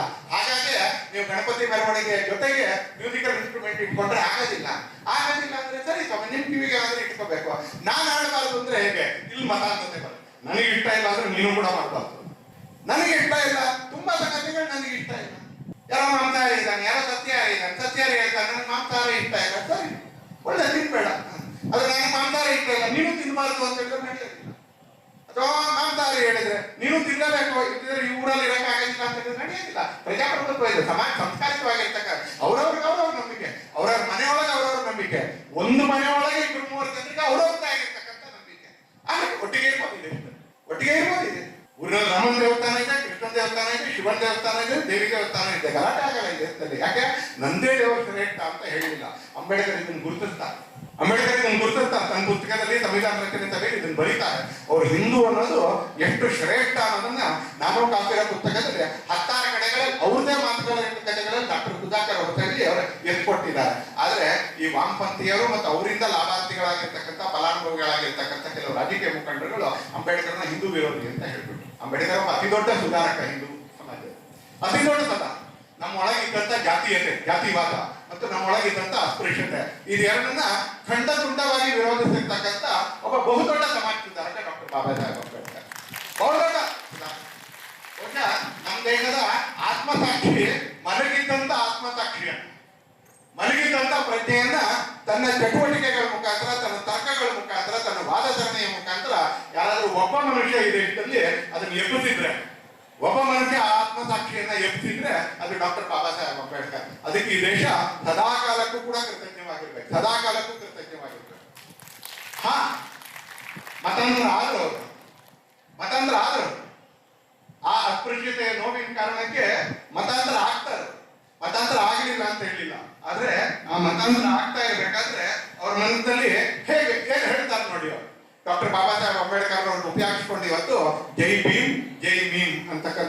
ಕೆಲವು ಸಂಘಟನೆಗಳೇ. ಜೈ ಭೀಮ್ ತೊಂದರೆ ಇಲ್ಲ, ಬಟ್ ಜೈ ಭೀಮ್ ಏನಿಗೆ ಬರುತ್ತೆ? ಜೈ ಭೀಮ್ ಏನು ತೊಂದರೆ ಹೇಳಬಹುದು. ಭೀಮರಾವ್ ಅಂಬೇಡ್ಕರ್ ಜೈ ಭೀಮ್ ಹೇಳ್ತೀನಿ ಅಂತಾರೆ, ನಾನು ಹೇಳ್ತೀನಿ ಅಂತಾರೆ, ಅಭಿಮಾನದಿಂದ ಹೇಳ್ತೀನಿ. ಆದ್ರೆ ಜೈ ಭೀಮ್ ಎಲ್ಲಿಂದ ಬರುತ್ತೆ ಅಂತ ಕೇಳಿದ್ರೆ ಅಲ್ಲಿ ಈ ವೈಚಾರಿಕ ಭ್ರಷ್ಟತೆ ಅಥವಾ ರಾಜಕೀಯದ ಯಾವುದೋ ಲಾಭ ಅಥವಾ ಈ ದೇಶವನ್ನು ಅರಾಜಕ ಮಾಡಬೇಕು ಅಂತಕ್ಕಂಥ ಪ್ರಯತ್ನ. ನಾನು ಅವ್ರ ಶಬ್ದ ಓದ್ತೀನಿ, ನೇರವಾಗಿ ಹೇಳ್ತಾರೆ. ಅವ್ರು ತನ್ನ ಜೊತೆಗಿದ್ದಂತ ಸಹಚರರಿಗೆ ಇವ್ರ ಮತಾಂತರ ಆಗ್ಬೇಕು ಅಂತ ಅನ್ಕೊಂಡಾಗ ಇವ್ರ ಜೊತೆಗಿದ್ದಂತ ಕೆಲವು ಸಹಚರರು ನಿಧಾನಕ್ಕೆ ಇಸ್ಲಾಂ ಅಥವಾ ಕ್ರಿಶ್ಚಿಯಾನಿಟಿಗೆ ಮತಾಂತರ ಆಗ್ಬೇಕು ಅಂತಕ್ಕಂಥ ಪ್ರಯತ್ನವನ್ನ ಆರಂಭ ಮಾಡ್ತಾರೆ. ಆ ಪ್ರಯತ್ನ ಆರಂಭ ಮಾಡಿದಂತ ಸಂದರ್ಭದಲ್ಲಿ ಆಗ ಡಾಕ್ಟರ್ ಬಾಬಾ ಸಾಹೇಬ್ ಅಂಬೇಡ್ಕರ್ ಅವರು ತನ್ನದೇ ಮಾತುಗಳಲ್ಲಿ ಹೇಳ್ತಾರೆ, ನೋಡಿ ಯಾರು ಹೇಳಿದ್ರು ಕೂಡ ಇದನ್ನು ಒಪ್ಪಬೇಡಿ. ನನ್ನ ಹತ್ರನೂ ತುಂಬಾ ಜನ ಬರ್ತಾ ಇದ್ದಾರೆ, ನೀವು ಕ್ರಿಶ್ಚಿಯನ್ರಾಗಿ, ನೀವು ಮುಸಲ್ಮಾನರಾಗಿ ಅಂತ ನನ್ನ ಹತ್ರ ಕೂಡ ತುಂಬಾ ಜನ ಬರ್ತಾ ಇದ್ದಾರೆ. ನಾನು ಏನ್ ಆಗ್ಬೇಕು ಅನ್ನೋದನ್ನ ಇವತ್ತಿನವರೆಗೂ ನಾನು ನಿಶ್ಚಯ ಮಾಡಿಲ್ಲ. ಯಾರಾದ್ರೂ ನಾನು ಏನಾಗ್ಬೇಕು ಅಂತ ನಿಶ್ಚಯ ಮಾಡಿದ್ರೆ ಆಮೇಲೆ ನಾನು ಅದನ್ನ ಹೇಳ್ತೀನಿ. ಅಲ್ಲಿವರೆಗೆ ಈ ತರದ ವಾದ ಸರಣಿಗಳನ್ನ ಮುಂದುವರಿಸ್ಬಿಡಿ ಅಂತ ಹೇಳ್ತಾರೆ. ಯಾವಾಗ ಅವ್ರು ನಿಶ್ಚಯ ಮಾಡ್ತಾರೆ, ಅವ್ರು ಅತ್ಯಂತ ಬಲವಾಗಿ ಅವ್ರು ಹೇಳ್ತಾರೆ, ನಾನು ಭಾರತದಿಂದ ದೂರ ಹೋಗ್ಲಿಕ್ಕೆ ಒಪ್ಪೋದಿಲ್ಲ, ಭಾರತದ ನೆಲದ ಚಿಂತನೆಗಳಿಂದ ನಾನು ದೂರ ಹೋಗಕ್ಕೆ ಒಪ್ಪೋದಿಲ್ಲ, ಭಾರತದ ಸಂಸ್ಕೃತಿಯಿಂದ ನಾನು ದೂರ ಹೋಗಕ್ಕೆ ಒಪ್ಪೋದಿಲ್ಲ. ಆದ್ರೆ ಇವತ್ತು ನನಗೆ ಬಹಳ ನೋವಾಗ್ತಾ ಇದೆ ಅಸ್ಪೃಶ್ಯತೆ ಕಾರಣಕ್ಕೆ, ಹಾಗಾಗಿ ನಾನು ಮತಾಂತರ ಆಗ್ತೀನಿ. ಎಲ್ಲಿಗೆ ಮತಾಂತರ ಆಗ್ತೀನಿ ಅಂತ ಕೇಳಿದ್ರೆ ಅವ್ರು ಇಸ್ಲಾಮಿಕ್ ಮತಾಂತರ ಆಗ್ಲಿಲ್ಲ, ಅವ್ರು ಕ್ರಿಶ್ಚಿಯನ್ರಿಗೆ ಮತಾಂತರ ಆಗ್ಲಿಲ್ಲ, ಅವ್ರು ಮತಾಂತರ ಆಗ್ತಾರೆ, ಬೌದ್ಧ ಮತಕ್ಕೆ ಮತಾಂತರ ಆಗ್ತಾರೆ ಪ್ರತಿಭಟನೆಯ ಕಾರಣಕ್ಕೆ. ತಾನು ಹೇಳಿದ್ದನ್ನು ಅನೇಕರು ಒಪ್ತಾ ಇಲ್ಲ ಅನ್ನೋ ಕಾರಣಕ್ಕೆ ಆಗ್ಲೂ ಕೆಲವರು ವಿತಂಡವಾದಿಗಳು ಮಾಡ್ತಾ ಇದ್ರು. ಆ ಕಾರಣಕ್ಕೆ ಅವ್ರು ಭಾರತದ ಮಣ್ಣಿನಲ್ಲಿ ಹುಟ್ಟಿರ್ತಕ್ಕಂಥ, ಭಾರತದ ಆಧ್ಯಾತ್ಮಿಕ ನೆಲೆಯಲ್ಲಿ ಹೊರಗೆ ಬಂದಿರತಕ್ಕಂಥ ಒಂದು ಸುಧಾರಣೆಯ ಬಹುದೊಡ್ಡ ಪ್ರಕ್ರಿಯೆ ಆಗಿರ್ತಕ್ಕಂಥ ಬೌದ್ಧ ಮತಕ್ಕೆ ಅವರು ಮತಾಂತರ ಆಗ್ತಾರೆ ಹೊರತು ಅವ್ರಿಗೆ ಆಮಿಷ ಬರುತ್ತಾ ಇದ್ದಂತ ರೀತಿಯಲ್ಲಿ, ಅವರಿಗೆ ಒತ್ತಡ ತರ್ತಾ ಇದ್ದಂತ ರೀತಿಯಲ್ಲಿ ಅವ್ರು ಕ್ರಿಶ್ಚಿಯನ್ರಾಗ್ಲಿಕ್ಕೆ, ಅವ್ರು ಮುಸಲ್ಮಾನರಾಗ್ಲಿಕ್ಕೆ ಅವ್ರು ಒಪ್ಪಲಿಲ್ಲ. ಸ್ವತಃ ಸಂವಿಧಾನ ತಜ್ಞರಾಗಿ, ಸಂವಿಧಾನ ಶಿಲ್ಪಿಯಾಗಿ ಹಿಂದೂ ಕೋಡ್ ಬಿಲ್ ಅನ್ನ ಜಾರಿಗೆ ತರಬೇಕು ಅಂತ ಬಹಳ ಬಲವಾಗಿ ಪ್ರತಿಪಾದಿಸ್ತಾರೆ. ಹಿಂದೂ ಕೋಡ್ ಬಿಲ್ ತಗೊಂಡ್ಬರ್ಬೇಕು ಅಂತ ಪ್ರತಿಪಾದಿಸ್ತಾರೆ. ಮಹಿಳೆಯರಿಗೆ ನ್ಯಾಯ ಕೊಡಬೇಕು ಅಂತ ಪ್ರತಿಪಾದಿಸ್ತಾರೆ. ಕಾರ್ಮಿಕರಿಗೆ ನ್ಯಾಯ ಕೊಡಬೇಕು ಅಂತ ಪ್ರತಿಪಾದಿಸ್ತಾರೆ. ಭಾರತ ಅಖಂಡವಾಗಿರ್ಬೇಕು, ಜಮ್ಮು ಕಾಶ್ಮೀರಕ್ಕೂ ಕೂಡ ಇದೇ ಸಂವಿಧಾನ ಅನ್ವಯ ಆಗ್ಬೇಕು ಅಂತ ಪ್ರತಿಪಾದಿಸ್ತಾರೆ. ಎಲ್ಲವನ್ನು ಅವತ್ತಿದ್ದಂತ ನೆಹರು ಸರ್ಕಾರ ಮತ್ತು ಅವತ್ತಿದ್ದಂತ ಎಡಪಂಥೀಯ ಮಾನಸಿಕತೆಯ ಅಧಿಕಾರದವರು ಎಲ್ಲವನ್ನು ತೋರ್ಬಿಡ್ತಾರೆ. ಇವತ್ತು ಮುಸ್ಲಿಂ ಪರ್ಸನಲ್ ಲಾ ಇದೆ ನಮ್ಮ ದೇಶದಲ್ಲಿ, ಎಲ್ರಿಗೂ ಅವರ ಪರ್ಸನಲ್ ಲಾ ಇದೆ. ಆದ್ರೆ ಹಿಂದೂ ಕೊಡಬೇಕು ಮಾತ್ರ ತರಕ್ ಒಪ್ಲಿಲ್ಲ. ಪೂರ್ತಿ ನೆಹರು ಸರ್ಕಾರ ಒಪ್ಲಿಲ್ಲ. ಏನ್ ಒಪ್ಲಿಲ್ಲ? ಡಾಕ್ಟರ್ ಬಾಬಾ ಸಾಹೇಬ್ ಅಂಬೇಡ್ಕರ್ ಅವರ ಬಲವಾದ ಪ್ರತಿಪಾದನೆಯ ನಂತರ ಕೂಡ ಹಿಂದೂ ಕೊಡಬೇಕು ಒಪ್ಲಿಲ್ಲ. ಡಾಕ್ಟರ್ ಬಾಬಾ ಸಾಹೇಬ್ ಅಂಬೇಡ್ಕರ್ ಹೇಳ್ತಾರೆ, ಸಮಾನ ನಾಗರಿಕ ಸಂಹಿತೆ ತರಬೇಕು, ಎಲ್ರಿಗೂ ಒಂದೇ ರೀತಿಯ ಕಾನೂನು ಇರಬೇಕು. ಆದ್ರೆ ಅವರ ರಾಜಕೀಯ ನಿಲುವಿಗೆ ಡಾಕ್ಟರ್ ಬಾಬಾ ಸಾಹೇಬ್ ಅಂಬೇಡ್ಕರ್ ಅವರ ಈ ವಾಕ್ಯ ಅದು ಎಲ್ಲರೂ ಕೂಡ ಒಪ್ತಾ ಇರಲಿಲ್ಲ. ಹಾಗಾಗಿ ಇವತ್ತು ಹಿಂದೂ ಕೊಡಬೇಕು ಜಾರಿಗೆ ಬರಲಿಲ್ಲ. ಅವತ್ತು ನೆಹರು ಅವರ ಕಾಲದಲ್ಲಿ 2/3 ಮೆಜಾರಿಟಿ, 4/5 ಮೆಜಾರಿಟಿ ಇತ್ತು. ಇವತ್ತು ಸರ್ಕಾರಗಳಿಗೆ 2/3 ಬರೋದು ಬಹಳ ಕಷ್ಟ ಇವತ್ತಿನ ರಾಜಕೀಯದಲ್ಲಿ. ಆದ್ರೆ ಯೂನಿಫಾರ್ಮ್ ಸಿವಿಲ್ ಕೋಡ್ ತರಬೇಕು ಅಂತ ಡಾಕ್ಟರ್ ಬಾಬಾ ಸಾಹೇಬ್ ಅಂಬೇಡ್ಕರ್ ಅವರು ಅಲ್ಲಿರ್ತಕ್ಕಂಥ ಮಾರ್ಗದರ್ಶಿ ಸೂತ್ರದಲ್ಲಿ ಬರೀತಾರೆ. ಎಲ್ರಿಗೂ ಒಂದೇ ಆಗಿರ್ತಕ್ಕಂಥ ಕಾನೂನು ಬರಬೇಕು ಅಂತ ಬರೀತಾರಂತ. 370 ತರಬೇಕು ಅಂತ ನೆಹರು ಕಡೆಯಿಂದ ತುಂಬಾ ಒತ್ತಾಯ ಇದ್ದಾಗ 370 ರದ್ದು ಮಾಡಕ್ ಬೇಕಾಗಿರ್ತಕ್ಕಂಥ ಪ್ರಾವಿಷನ್ ಅನ್ನ ಡಾಕ್ಟರ್ ಬಾಬಾ ಸಾಹೇಬ್ ಅಂಬೇಡ್ಕರ್ ಅವರು ಮತ್ತು ಕೆ ಎಂ ಮುನ್ಷಿ ಅವರು ಅದರಲ್ಲಿ ಸೇರಿಸ್ತಾ ಹೋಗ್ತಾರೆ. ಇದೆಲ್ಲವನ್ನ ಮಾಡ್ತಾ ಇರ್ಬೇಕಾದ್ರೆ ಈ ದೇಶದಲ್ಲಿ ಗಾಂಧೀಜಿ ಅವರು ಅನೇಕ ಕಡೆಗಳಲ್ಲಿ ವಿರೋಧ ಮಾಡ್ತಾರೆ. ಉದಾಹರಣೆ ಗಾಂಧೀಜಿ ಅವರು ಯಂಗ್ ಇಂಡಿಯನ್ ಅನ್ನೋದ್ರಲ್ಲಿ ಸ್ವಲ್ಪ ಹೊಂದಾಣಿಕೆ ಮಾಡ್ಕೊಂಡು ಅವತ್ತಿನ ಪರಿಸ್ಥಿತಿಯಲ್ಲಿ ಹೇಳ್ತಾರೆ, ನಾವು ಭಾರತ್ ಮಾತಾ ಕಿ ಜೈ ಅಥವಾ ಒಂದೇ ಮಾತ್ರ ಮತ್ತು ಅಲ್ಲಾಹು ಅಕ್ಬರ್ ಎರಡನ್ನೂ ಕೂಗಬೇಕು ಅಂತ. ಆಗ ಡಾಕ್ಟರ್ ಬಾಬಾ ಸಾಹೇಬ್ ಅಂಬೇಡ್ಕರ್ ಹೇಳ್ತಾರೆ, ಭಾರತ್ ಮಾತಾ ಕಿ ಜೈ ಕೂಗೋಣ, ಇಲ್ಲ ಒಂದೇ ಮಾತ್ರ ಕೂಗೋಣ, ಅಲ್ಲಾಹು ಅಕ್ಬರ್ ಯಾಕೆ ಕೂಗಬೇಕು? ದೇಶದಲ್ಲಿ ಅದೊಂದು ಧಾರ್ಮಿಕವಾಗಿರ್ತಕ್ಕಂಥ ವ್ಯವಸ್ಥೆ. ದೇಶದ ಆಂದೋಲನದಲ್ಲಿ ಭಾರತ್ ಮಾತಾ ಕಿ ಜೈ ಕೂಗೋಣ, ಇಲ್ಲ ಭಾರತ್ ಮಾತಾ ಕಿ ಜೈ ಇಲ್ಲ, ಒಂದೇ ಮಾತ್ರ ಹೇಳೋಣ. ಆ ಎರಡು ಕೊಟ್ಟಿದ್ದು ಅಲ್ಲಾಹು ಅಕ್ಬರ್ ಯಾಕೆ ಬೇಕು ಅಂತ ಡಾಕ್ಟರ್ ಬಾಬಾ ಸಾಹೇಬ್ ಅಂಬೇಡ್ಕರ್ ಅವ್ರನ್ನ ಹಿಂದೂ ವಿರೋಧಿ ಮಾಡ್ಬಿಟ್ಟಿರ್ತಾರೆ. 80 ವರ್ಷದಿಂದ ಹಿಂದೂ ವಿರೋಧಿ ಮಾಡಿ 1930ರಿಂದ ಅವ್ರನ್ನ ಹಿಂದೂ ವಿರೋಧಿ, ಹಿಂದೂ ಸಂಸ್ಕೃತಿ, ಹಿಂದೂ ಪರಂಪರೆಯಲ್ಲಿ, ಹಿಂದೂ ಜೀವನ ಪದ್ಧತಿಯಲ್ಲಿ ಇರ್ತಕ್ಕಂಥ ಕೆಲವು ದೋಷಗಳನ್ನ ಡಾಕ್ಟರ್ ಬಾಬಾ ಸಾಹೇಬ್ ಅಂಬೇಡ್ಕರ್ ಅವರು ವಿರೋಧ ಮಾಡಿದ್ರೆ ಹೊರತು ಹಿಂದುತ್ವವನ್ನು ಅವರು ವಿರೋಧ ಮಾಡಲಿಲ್ಲ. ಇಲ್ಲಿರ್ತಕ್ಕಂಥ ಅನೇಕರು ಸಮಾಜ ಸುಧಾರಣೆಗೆ ನಂತರನೇ ಪ್ರಯತ್ನ ಮಾಡ್ತಾ ಇದ್ದಾರೆ ಅಂತ ಶ್ಲಾಘನೆಯ ಮಾತುಗಳನ್ನ ಹೇಳಿದ್ರು, ಒಳ್ಳೆ ಮಾತುಗಳನ್ನ ಹೇಳಿದ್ರು. ನಂತರನೇ ಅನೇಕರು ಮಾಡ್ತಾ ಇದ್ದಾರೆ, ಬಟ್ ಕೆಲಸ ಆಗ್ತಾ ಇಲ್ಲ ಮುಂದೆ ಅಂತ ಹೇಳಿ ಸಂಘವನ್ನ, ರಾಷ್ಟ್ರೀಯ ಸ್ವಯಂ ಸೇವಕ ಸಂಘವನ್ನ ಮೆಚ್ಕೊಳ್ತಾರೆ, ಅನೇಕ ಸಂಸ್ಥೆಗಳನ್ನ ಮೆಚ್ಕೊಳ್ತಾರೆ. ಅವರು ಇವರೆಲ್ಲರೂ ಕೂಡ ಅಸ್ಪೃಶ್ಯತೆ ವಿರುದ್ಧ ಹೋರಾಡ್ತಾ ಇದ್ದಾರೆ. ಇವತ್ತು ಅಕಸ್ಮಾತ್ ಡಾಕ್ಟರ್ ಬಾಬಾ ಸಾಹೇಬ್ ಅಂಬೇಡ್ಕರ್ ಅವರು ನಾವು ಒಳ್ಳೆ ಶ್ರದ್ಧಾಂಜಲಿ ಕೊಡ್ತೀವಿ, ಅವ್ರನ್ನ ನಾವು ಮೆಚ್ಕೋತೀವಿ, ಅವ್ರನ್ನ ಆರಾಧಿಸ್ತೀವಿ ಅಂದ್ರೆ ನಾವು ಮಾಡ್ಬೋದಾಗಿರ್ತಕ್ಕಂಥ ಅತ್ಯಂತ ದೊಡ್ಡ ಕೆಲಸ ಏನಂದ್ರೆ ನಾನು ನನ್ನ ಜೀವನ ಮತ್ತು ನನ್ನ ಕುಟುಂಬ ಮತ್ತು ನನ್ನ ಸಮಾಜ ಜೀವನದಲ್ಲಿ ಅಸ್ಪೃಶ್ಯತೆಗೆ ಒಂದು ಕಾರಣಕ್ಕೂ ಕೂಡ ನಾನು ಆಸ್ಪದ ಕೊಡೋದಿಲ್ಲ ಅಂತ ನಾವು ಮಾಡ್ಬೋದಾಗಿರ್ತಕ್ಕಂಥ ಅತಿ ದೊಡ್ಡದಾಗಿರ್ತಕ್ಕಂಥ ಕೆಲಸ. ಇನ್ನು ಉಳಿದಿದ್ದೆಲ್ಲವೂ ಬ್ಯಾನರ್, ಇನ್ನು ಉಳಿದಿದ್ದೆಲ್ಲವೂ ಘೋಷಣೆ. ನಾವು ನಮ್ಮ ಬದುಕಿನಲ್ಲಿ, ನಮ್ಮ ಕುಟುಂಬದ ಬದುಕಿನಲ್ಲಿ, ನಮ್ಮ ಸಮಾಜದ ಬದುಕಿನಲ್ಲಿ ನಾವು ಇದರಿಂದ ದೂರ ಇರ್ತೀವಿ ಅಂತ ಸಂಕಲ್ಪ ಮಾಡಿ ಆಚರಣೆ ಇತ್ತಂದ್ರೆ ಇದು ಅವ್ರ ಸ್ಮೃತಿಗೆ ನಾವು ಕೊಡ್ಬೋದಾಗಿರ್ತಕ್ಕಂಥ ಅತ್ಯಂತ ದೊಡ್ಡದಾಗಿರ್ತಕ್ಕಂಥ ಗೌರವ. ಡಾಕ್ಟರ್ ಬಾಬಾ ಸಾಹೇಬ್ ಅಂಬೇಡ್ಕರ್ ಅವರು ಆ ನೋವಿನಿಂದ ಬೌದ್ಧ ಮತಕ್ಕೆ ಮತಾಂತರ ಆದ್ರೆ ಹೊರತು ಯಾವುದೋ ವಿರೋಧದ ಕಾರಣಕ್ಕೆ ಅವ್ರ ಮತಾಂತರ ಆದ್ರು ಅಂತೇನಿಲ್ಲ. ಅಕಸ್ಮಾತ್ ವಿರೋಧನೆ ಆಗಿದ್ರೆ ಸಂವಿಧಾನದ ಪುಟಗಳಲ್ಲಿ ಈ ದೇಶದ ಸಂಸ್ಕೃತಿಯ ಚಿತ್ರಗಳನ್ನ, ವಾಕ್ಯಗಳನ್ನ ಅವ್ರು ಬರೀತಾನೆ ಇರಲಿಲ್ಲ. ರಾಮನ್ ಪಟ್ಟಾಭಿಷೇಕ ಚಿತ್ರ ಇದೆ, ಪಾಂಡವರ ಚಿತ್ರ ಇದೆ, ಭಾರತದ ಸಂಸ್ಕೃತಿಯ ನೂರಾರು ಸಮ ಅದನ್ನ ಅವ್ರು ಒಪ್ಪದ ಮೇಲೆ ಪ್ರಿಂಟ್ ಆಗಿದೆ. ಅಕಸ್ಮಾತ್ ಅವ್ರು ಒಪ್ಪದೇ ಇದ್ದಿದ್ರೆ ಪ್ರಿಂಟ್ ಎಲ್ಲ ಆಗ್ತಿತ್ತು, ಪ್ರಿಂಟೇ ಆಗ್ತಿರ್ಲಿಲ್ಲ. ಹೀಗೆ ಡಾಕ್ಟರ್ ಬಾಬಾ ಸಾಹೇಬ್ ಅಂಬೇಡ್ಕರ್ ಅವರು ಈ ಮಣ್ಣಿನ ನೆಲದಲ್ಲಿರ್ತಕ್ಕಂಥ ಎಲ್ಲವನ್ನು ಪ್ರೀತಿಸ್ತಾ, ಗೌರವಿಸ್ತಾ, ಈ ಮಣ್ಣಿನ ನೆಲಕ್ಕೆ, ಸಂಸ್ಕೃತಿಗೆ ವಿರುದ್ಧವಾಗಿರ್ತಕ್ಕಂಥ ಎಲ್ಲವನ್ನು ವಿರೋಧಿಸ್ತಾ, ಇಲ್ಲಿ ಕೆಲವು ನುಗ್ಗಿರ್ಬೋದಾಗಿರ್ತಕ್ಕಂಥ ಅಪಚಾರಗಳನ್ನ ಸರಿ ಮಾಡಬೇಕು ಅಂತಕ್ಕಂಥ ಒಂದು ಪಾವಿತ್ರ್ಯತೆಯ ಜೊತೆಗೆ, ಸಂಕಲ್ಪದ ಜೊತೆಗೆ, ಹಾಗೆ ಈ ದೇಶಕ್ಕೆ ಏನೇನು ತೊಂದರೆ ಆಗುತ್ತೆ ಅನ್ನೋದು ಬಹಳ ಸ್ಪಷ್ಟವಾಗಿದೆ, ಬಹಳ ಸ್ಪಷ್ಟವಾಗಿ.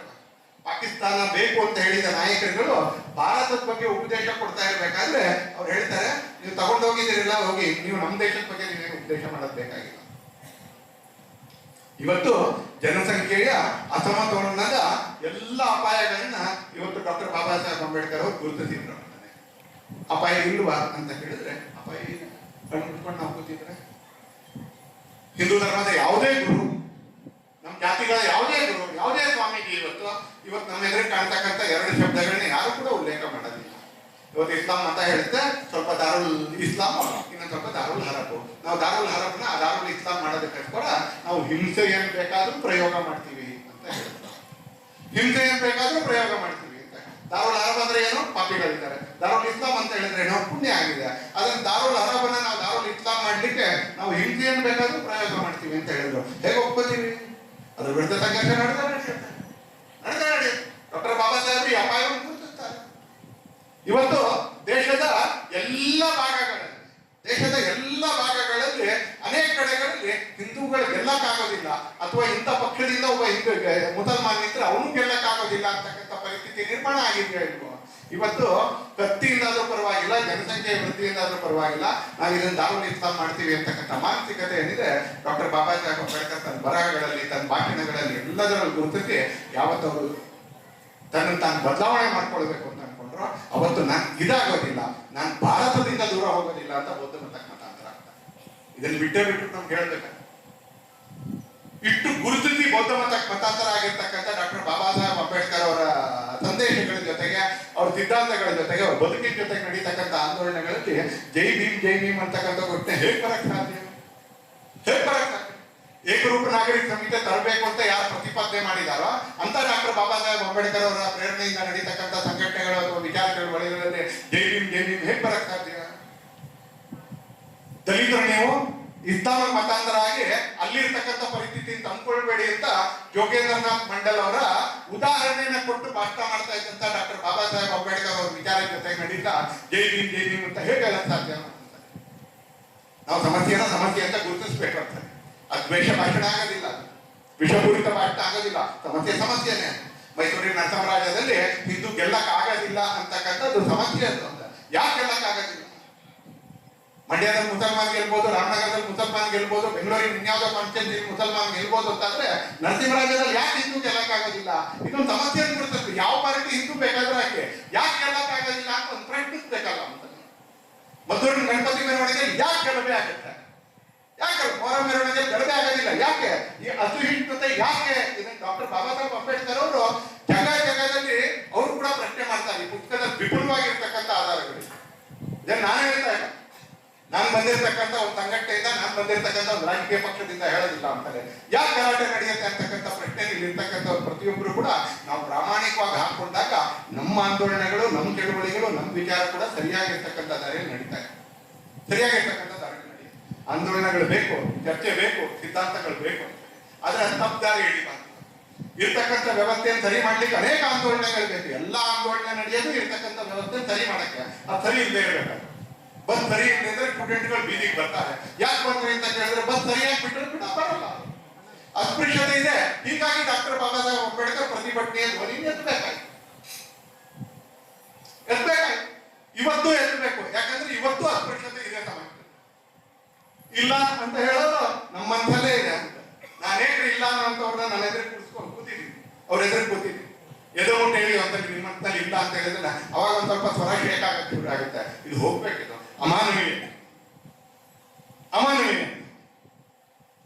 ಒಂದ್ ನಾಯಿನ ಬೇಕುನ ಮನೆಯಲ್ಲಿ ಮಂಚದ ಮೇಲೆ ಮಲಗಿಸ್ಕೊಳ್ತಕ್ಕಂಥ ವ್ಯಕ್ತಿಗಳು ಒಬ್ಬ ಅಸ್ಪೃಶ್ಯ ಸಮಾಜಕ್ಕೆ ಸೇರಿರ್ತಕ್ಕಂಥ ಅಥವಾ ಕೆಲವು ಜಾತಿಗಳಿಗೆ ಸೇರಿರ್ತಕ್ಕಂಥ ವ್ಯಕ್ತಿಗಳನ್ನ ಮನೆ ಒಳಗೆ ಸೇರಿಸೋದಿಲ್ಲ ಅಂತ ಹೇಳಿದ್ರೆ ಅದನ್ನು ಒಪ್ಪಕ್ಕೆ ಸಾಧ್ಯನೇ. ಯಾವ ಹಿಂದೂ ಧರ್ಮದ, ಹಿಂದೂ ಸಂಸ್ಕೃತಿಯ, ಹಿಂದೂ ಪರಂಪರೆಯ ಯಾವ ಮೂಲೆನೂ ಅದನ್ನು ಹೇಳಿಲ್ಲ.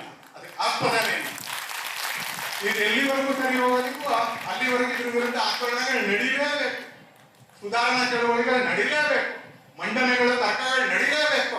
ಆದ್ರೆ ಅದು ಭಾರತವನ್ನ ಬಿಟ್ಟಲ್ಲ, ಭಾರತದ ವಿರೋಧಿಗಳ ಜೊತೆ ಕೈ ಜೋಡಿಸಲ್ಲ, ಭಾರತದ ಒಳಗಡೆ ಇದನ್ನು ಸರಿ ಮಾಡಲೇಬೇಕು. ಮೀಸಲಾತಿ ಬೇಕು. ಎದುರು ಕೂತಿರ್ತಕ್ಕಂಥ ಮಾನ್ಯ ಸಂಸದರು ಕೂತಿರ್ತಕ್ಕಂಥ ಮೈಸೂರಿನ ರಾಜವಂಶಸ್ಥರು ಕೂತಿರ್ತಕ್ಕಂಥ ವೇದಿಕೆಯಲ್ಲಿ ನಾನು ಇದನ್ನ ಅತ್ಯಂತ ಬಲವಾಗಿ ನಂಬಿಕೆಯಿಂದ ಹೇಳ್ತೀನಿ, ಮೀಸಲಾತಿ ಬೇಕು. ಸಾಮಾಜಿಕ ಸಮಾನತೆ ತರಬೇಕು ಅಂತೇಳಿ, ಅಶಕ್ತರನ್ನ ಮೇಲೆ ಎತ್ತಬೇಕು ಅಂತೇಳಿ, ಹಿಂದುಳಿದ ವರ್ಗಗಳಿಗೆ, ಮಹಿಳೆಯರಿಗೆ ಇಬ್ಬರಿಗೂ ಕೂಡ ಈ ಎಲ್ಲ ಆಂದೋಲನಗಳು ಶುರುವಾಗೋದಕ್ಕಿಂತ ಮುಂಚೆ ನಾಲ್ವಡಿ ಕೃಷ್ಣರಾಜ ಒಡೆಯರು ಏನ್ ಮೀಸಲಾತಿಯನ್ನು ತಗೊಂಡ್ಬಂದ್ರು ಅವತ್ತಿರ್ತಕ್ಕಂಥ ನೌಕರಿಗಳಲ್ಲಿ ಅದೇ ವಂಶದ ಕುಡಿಯಾಗಿ ಇವತ್ತು ಯದುವೀರು ನಮ್ಮ ಎದುರಿಗಿದ್ದಾರೆ. ಅದೇ ವಂಶದ ಕುಡಿಯಾಗಿದ್ದಾರೆ. ಎಲ್ಲ ಆಂದೋಲನ ಶುರುವಾಗಿದೆ ಅಂತ ಮುಂಚೆ ಮಾದರಿ ರಾಜ್ಯವಾಗಿರ್ತಕ್ಕಂಥ ಮೈಸೂರು ರಾಜ್ಯ ಹಿಂದುಳಿದ ವರ್ಗಗಳಿಗೂ ಮೀಸಲಾತಿ ತಗೊಂಡ್ಬರ್ತಾರೆ, ಮಹಿಳೆಯರಿಗೂ ಮೀಸಲಾತಿ ತಗೊಂಡ್ಬರ್ತಾರೆ, ಇಬ್ಬರಿಗೂ ಮೀಸಲಾತಿ ತಗೊಂಡ್ಬರ್ತಾರೆ. ಅಂಬೇಡ್ಕರ್ ಅದನ್ನು ಒಂದು ಸ್ವಲ್ಪ ವಿಸ್ತರಿಸ್ತಾರೆ. ಯಾಕೆ? Because there was A problem. ಸಮಸ್ಯೆ ಇದೆ. ಆ ಸಮಸ್ಯೆ ಇವತ್ತು ಇದೆ. ಬಾಳಾಸಾಹೇಬ್ ದೇವರತ್ರ ಸಂಘದ 3ನೇ ಸರ್ಸಂಘಚಾಲಕರು ಹೇಳ್ತಾರೆ, ಎಲ್ಲಿವರೆಗೆ ಅಸ್ಪೃಶ್ಯತೆ ಇದೆಯೋ ಅಲ್ಲಿವರೆಗೆ ಮೀಸಲಾತಿ ಇದ್ದೇ ಇರುತ್ತೆ.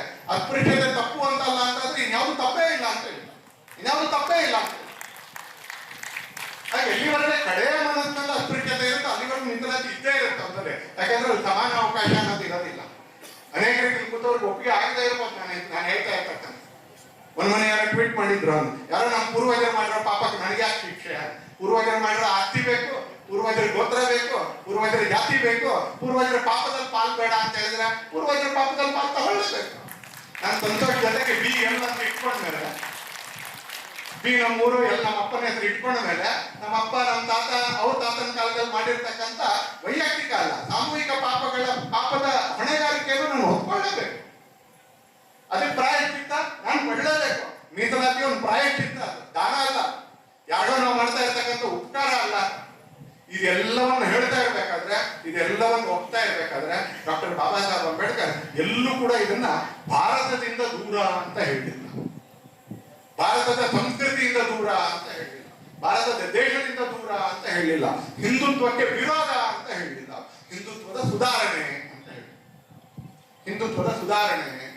ಇವತ್ತು ಅದೆಲ್ಲವನ್ನ ತಿರುಗ್ತಾ, ಇವತ್ತು ಅದೆಲ್ಲವನ್ನ ವಿಕೃತಗೊಳಿಸ್ತಾ ಹಿಂದುತ್ವ ಅಂದ್ರೆ ಬಹುತ್ವಕ್ಕೆ ವಿರೋಧ, ಹಿಂದುತ್ವ ಅಂದ್ರೆ ಜೀವಪರ ಅಲ್ಲ, ಭಾರತ ಅಂದ್ರೆ ಬಹುತ್ವಕ್ಕೆ ವಿರೋಧ.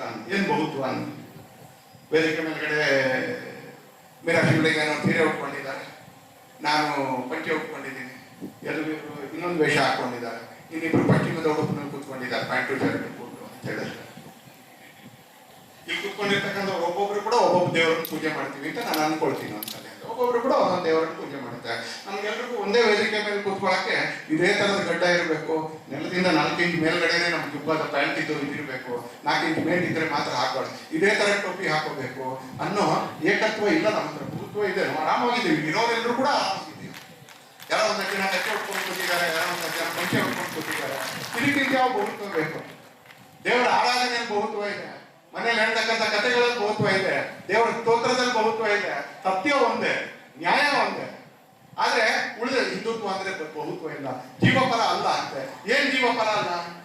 ಪುರಾಣಗಳ ಕಾಲದಲ್ಲಿ ರಾಜ ರಂತಿದೇವ ಹೇಳ್ದ, ನತ್ವಹೇ ಕಾಮಯೇ ರಾಜ್ಯಂ ನ ಸ್ವರ್ಗಂ ನ ಪುನರ್ಭವಂ ಕಾಮಯೇ ದುಃಖ ತಪ್ತಾನಂ ಪ್ರಾಣಿನಾಂ ಆರ್ತಿನಾಶನಂ ಅಂತ ಹೇಳ್ದ. ಆವಾಗ ಪುರಾಣಗಳ ಕಾಲದಲ್ಲಿ ರಾಜ ರಂತಿದೇವ ಹೇಳ್ದ. ಅವನು ಒಂದು ಆಗಿ ಹೋಗಿರ್ತಕ್ಕಂಥ ಇದಕ್ಕಿಂತ ಏನು ಜೀವಪರ?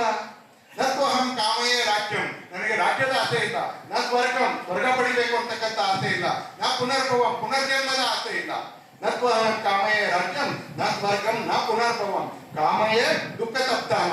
ದುಃಖಿಗಳಾಗಿರ್ತಕ್ಕಂಥ ಜನರನ್ನ ದುಃಖದಿಂದ ಮೇಲೆತ್ತುವಂತ ಶಕ್ತಿ ನನಗೆ ಕೊಡುವಂತ ನಾನು ಭಗವಂತನ ಹತ್ರ ಪ್ರಾರ್ಥನೆ ಮಾಡ್ತೀನಿ ಅಂತ ದೇವ ಹೇಳ್ತಾನೆ. ಇದಕ್ಕಿಂತ ಏನ್ ಜೀವಪರ, ಇದಕ್ಕಿಂತ ಏನ್ ಬಹುತ್ವ? ಭಾರತ ಬಹುತ್ವ ಅಲ್ಲ ಅಂತ ಕೇಳಿದ್ರೆ ಏಕದೇವ ಏಕಪ್ರವಾದಿ ಏಕಗ್ರಂಥ ಏಕ ಸತ್ಯ ಅಂತ ಹೇಳ್ತಕ್ಕಂಥವ್ರ ಜೊತೆ ಕೈ ಜೋಡಿಸ್ಬಿಟ್ಟು ಹೇಗೆ ಬಹುತ್ವ ಅಂತೀರಿ? ಹೇಗೆ ಬಹುತ್ವ ಅಂತ ಹೇಳ್ತೀರಿ? ಹಾಗಾದ್ರೆ ಭಾರತ ಬಹುತ್ವ ಅಲ್ಲ ಒಪ್ಕೊಳ್ಳೋಣ ಅಂದ್ರೆ ಏಕದೇವ ಒಬ್ಬನೇ ದೇವರು ಒಬ್ಬನೇ ಪ್ರವಾದಿ, ಅದು ಒಬ್ಬನೇ ಪ್ರವಾದಿ ಮತ್ತು ಅವ್ರ ಅಂತಿಮ ಪ್ರವಾದಿ, ಇನ್ಯಾರು ಬರೋಂಗೇ ಇಲ್ಲ. ಇದು ಹೇಗಾಗುತ್ತೆ? ಇನ್ಯಾರು ಬರೋಂಗಿಲ್ಲ ಅಂತ ಹೇಳಿದ್ರೆ ಒಂದೇ ಪುಸ್ತಕ ಹೇಗಾಗುತ್ತದು?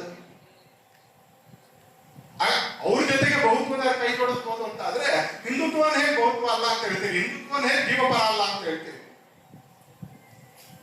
2 ವರ್ಷದ ಕೆಳಗೆ ಇಸ್ರೇಲ್ ನಲ್ಲಿ ಮಾರಣ ಹೋಮ ನಡೀತು ಅಂತ ಏನ್ ಮಾಡ್ತಿದ್ರ ಯುವಕರು ಮತ್ತು ಯುವತಿಯರು? ಆನಂದದಿಂದ ಇದ್ರು. ಗಡಿ ಆಚೆಯಿಂದ ಬಂದು 350ಕ್ಕಿಂತ ಜಾಸ್ತಿ ಜನರನ್ನ ಶಸ್ತ್ರ ಹಿಂದೆ ಯುದ್ಧದಲ್ಲಿ ಪರಸ್ಪರ ಪೊಲೀಸರಿಗೂ ನಕ್ಸಲರಿಗೂ ಗುಂಡೇಟ್ ನಡೆಯುತ್ತ ಖಾಲಿ ಇಲ್ಲಿಯೆಲ್ಲ ಪ್ರತಿಭಟನೆ ಮಾಡ್ತಾ ಇದ್ದಾರೆ. ಪೊಲೀಸರು ಗನ್ ತಗೊಂಡು ಹೊಡೆದ್ರೆ ಯಾರು ಸುಮ್ಮನೆ ಇರ್ತಾರೆ? ನಕ್ಸಲರ ವಿರುದ್ಧ ನೀವು ಹೋರಾಟ ಮಾಡುವಾಗ ಗುಂಡು ಸಾಮಾನ್ಯ ವಿದ್ಯಾರ್ಥಿಗಳು ಪ್ರತಿಭಟನೆ ಮಾಡ್ತಾ ಇದ್ರೆ ಪೊಲೀಸರು ಲಾಠಿ ಹಿಡ್ಕೊಂಡು ಹೋಗ್ತಾರೆ. ಅಲ್ಲೂ ಬಂದೂಕು ಹಿಡ್ಕೊಂಡು ಹೋದ್ರೆ ಎಲ್ಲ ತಲೆ ಕೆಟ್ಟಿರ್ಬೇಕು, ಸರ್ವಿಸ್ ಗೊತ್ತಿಲ್ಲ ಅಂತ ಹೇಳ್ಬೇಕಾಗುತ್ತೆ. ಯಾಕಂದ್ರೆ ಈ ಆಂದೋಲನ ಬೇರೆ, ನಕ್ಸಲ ಆಂದೋಲನ ಬೇರೆ, 2 ಆಂದೋಲನಗಳು ಬೇರೆ. ಆದ್ರೆ ಇಡೀ ಜಗತ್ತನ್ನು ನಾವು ಕತ್ತಿಯಲ್ಲೇ ಎದುರಿಸಬೇಕು ಅಂತ ಹೇಳಿರ್ತಕ್ಕಂಥ ನಂಬಿಕೆಗಳನ್ನ ಡಾಕ್ಟರ್ ಅಂಬೇಡ್ಕರ್ ಅವ್ರ ಜೊತೆಗೆ ಸಮೀಕರಿಸ್ಬಿಟ್ಟು ನಾವು ಜೈ ಭೀಮ್ ಅಂತ ಹೇಳಿದ್ರೆ ಆಗ್ತದೆ. ಯಾವ್ದನ್ನ ಕಾಫೀರ್ ಅಂತ ವರ್ಣಿಸಿದ್ರ, ಯಾವ ಕಾನೂನುಗಳನ್ನ ಶರೀಯತ್ ಅನ್ನೋದ್ರ ಕೆಳಗೆ ಮಾಡಿದ್ರ ಅಂತಲೇ ಅದೆಲ್ಲದಕ್ಕೂ ಡಾಕ್ಟರ್ ಬಾಬಾ ಸಾಹೇಬ್ ಅಂಬೇಡ್ಕರ್ ವ್ಯಕ್ತಿಗತವಾಗಿ ಮತ್ತು ಡಾಕ್ಟರ್ ಬಾಬಾ ಸಾಹೇಬ್ ಅವರ ಸಂವಿಧಾನ ಅದಕ್ಕೆ 100% ವಿರುದ್ಧ. ನಾವು ಶರೀಯತ್ತನ್ನ ಜಾರಿಗೆ ತರ್ತೀವಿ ಅಂತ ಹೇಳೋದ್ರ ಜೊತೆಗೆ ಡಾಕ್ಟರ್ ಅಂಬೇಡ್ಕರ್ ಅವರನ್ನು ಒಪ್ಪುವಂತವ್ರು ಕೈ ಜೋಡಿಸಕ್ ಸಾಧ್ಯವೇ ಇಲ್ಲ. It is impossible. ಇಡೀ ಶರೀಯತ್ತು ಸಂವಿಧಾನಕ್ಕೆ ವಿರೋಧ. ಶರೀಯತ್ನಲ್ಲಿ ಮಹಿಳಾ ಸಮಾನತೆ ಇಲ್ಲ, ಶರೀಯತ್ನಲ್ಲಿ ಮೀಸಲಾತಿ ಇಲ್ಲ, ಶರೀಯತ್ನಲ್ಲಿ ಯಾವ ಸಂಗತಿಗಳು ಇಲ್ಲ. ಡಾಕ್ಟರ್ ಬಾಬಾ ಸಾಹೇಬ್ ಅಂಬೇಡ್ಕರ್ ಎಲ್ಲವನ್ನೂ ಪ್ರತಿಪಾದಿಸಿದ್ರು. ವ್ಯಕ್ತಿ ಸ್ವಾತಂತ್ರ್ಯವನ್ನ, ಧಾರ್ಮಿಕ ಸ್ವಾತಂತ್ರ್ಯವನ್ನ, ಅಭಿವ್ಯಕ್ತಿ ಸ್ವಾತಂತ್ರ್ಯವನ್ನ ಎಲ್ಲವನ್ನೂ ಅವರು ಪ್ರತಿಪಾದಿಸಿದ್ರು. ಯಾವ ಸ್ವಾತಂತ್ರ್ಯವೂ ಇಲ್ಲದೆ ಇರತಕ್ಕಂಥ ಶರೀಯತ್ತನ್ನ ಡಾಕ್ಟರ್ ಬಾಬಾ ಸಾಹೇಬ್ ಅಂಬೇಡ್ಕರ್ ಜೊತೆ ಜೋಡಿಸಿದ್ರೆ ಅದೇ ಶರೀಯತ್. ಹಾಗಾಗಿ ಆ ಎಲ್ಲ ಅರ್ಥದಲ್ಲಿ ನೀವು ಅದನ್ನ ಯಾರು ಶರೀಯತ್ತನ್ನು ಪಾಲಿಸೋದಿಲ್ಲ, ಯಾರು ಈ ತರ ಸಂಗತಿಗಳನ್ನ ಪಾಲಿಸ್ತಾ ಇವ್ರನ್ನ ನೀವು ಕಾಫೀರ ಅಂತ ಅನ್ಕೊಳ್ಳೋದಾದ್ರೆ ಹಾಗಾದ್ರೆ ಡಾಕ್ಟರ್ ಬಾಬಾ ಸಾಹೇಬ್ ಅಂಬೇಡ್ಕರ್ನು ಕಾಫೀರ ಅಂತ ಹೇಳ್ಬೇಕಾಗುತ್ತೆ. ಯಾಕಂದ್ರೆ ಅವ್ರು ಇದೆಲ್ಲವನ್ನೂ ವಿರೋಧಿಸಿದ್ರು. ಇಸ್ಲಾಂ ಮತಾಂತರ ಆಗೋದನ್ನು ವಿರೋಧಿಸಿದ್ರು.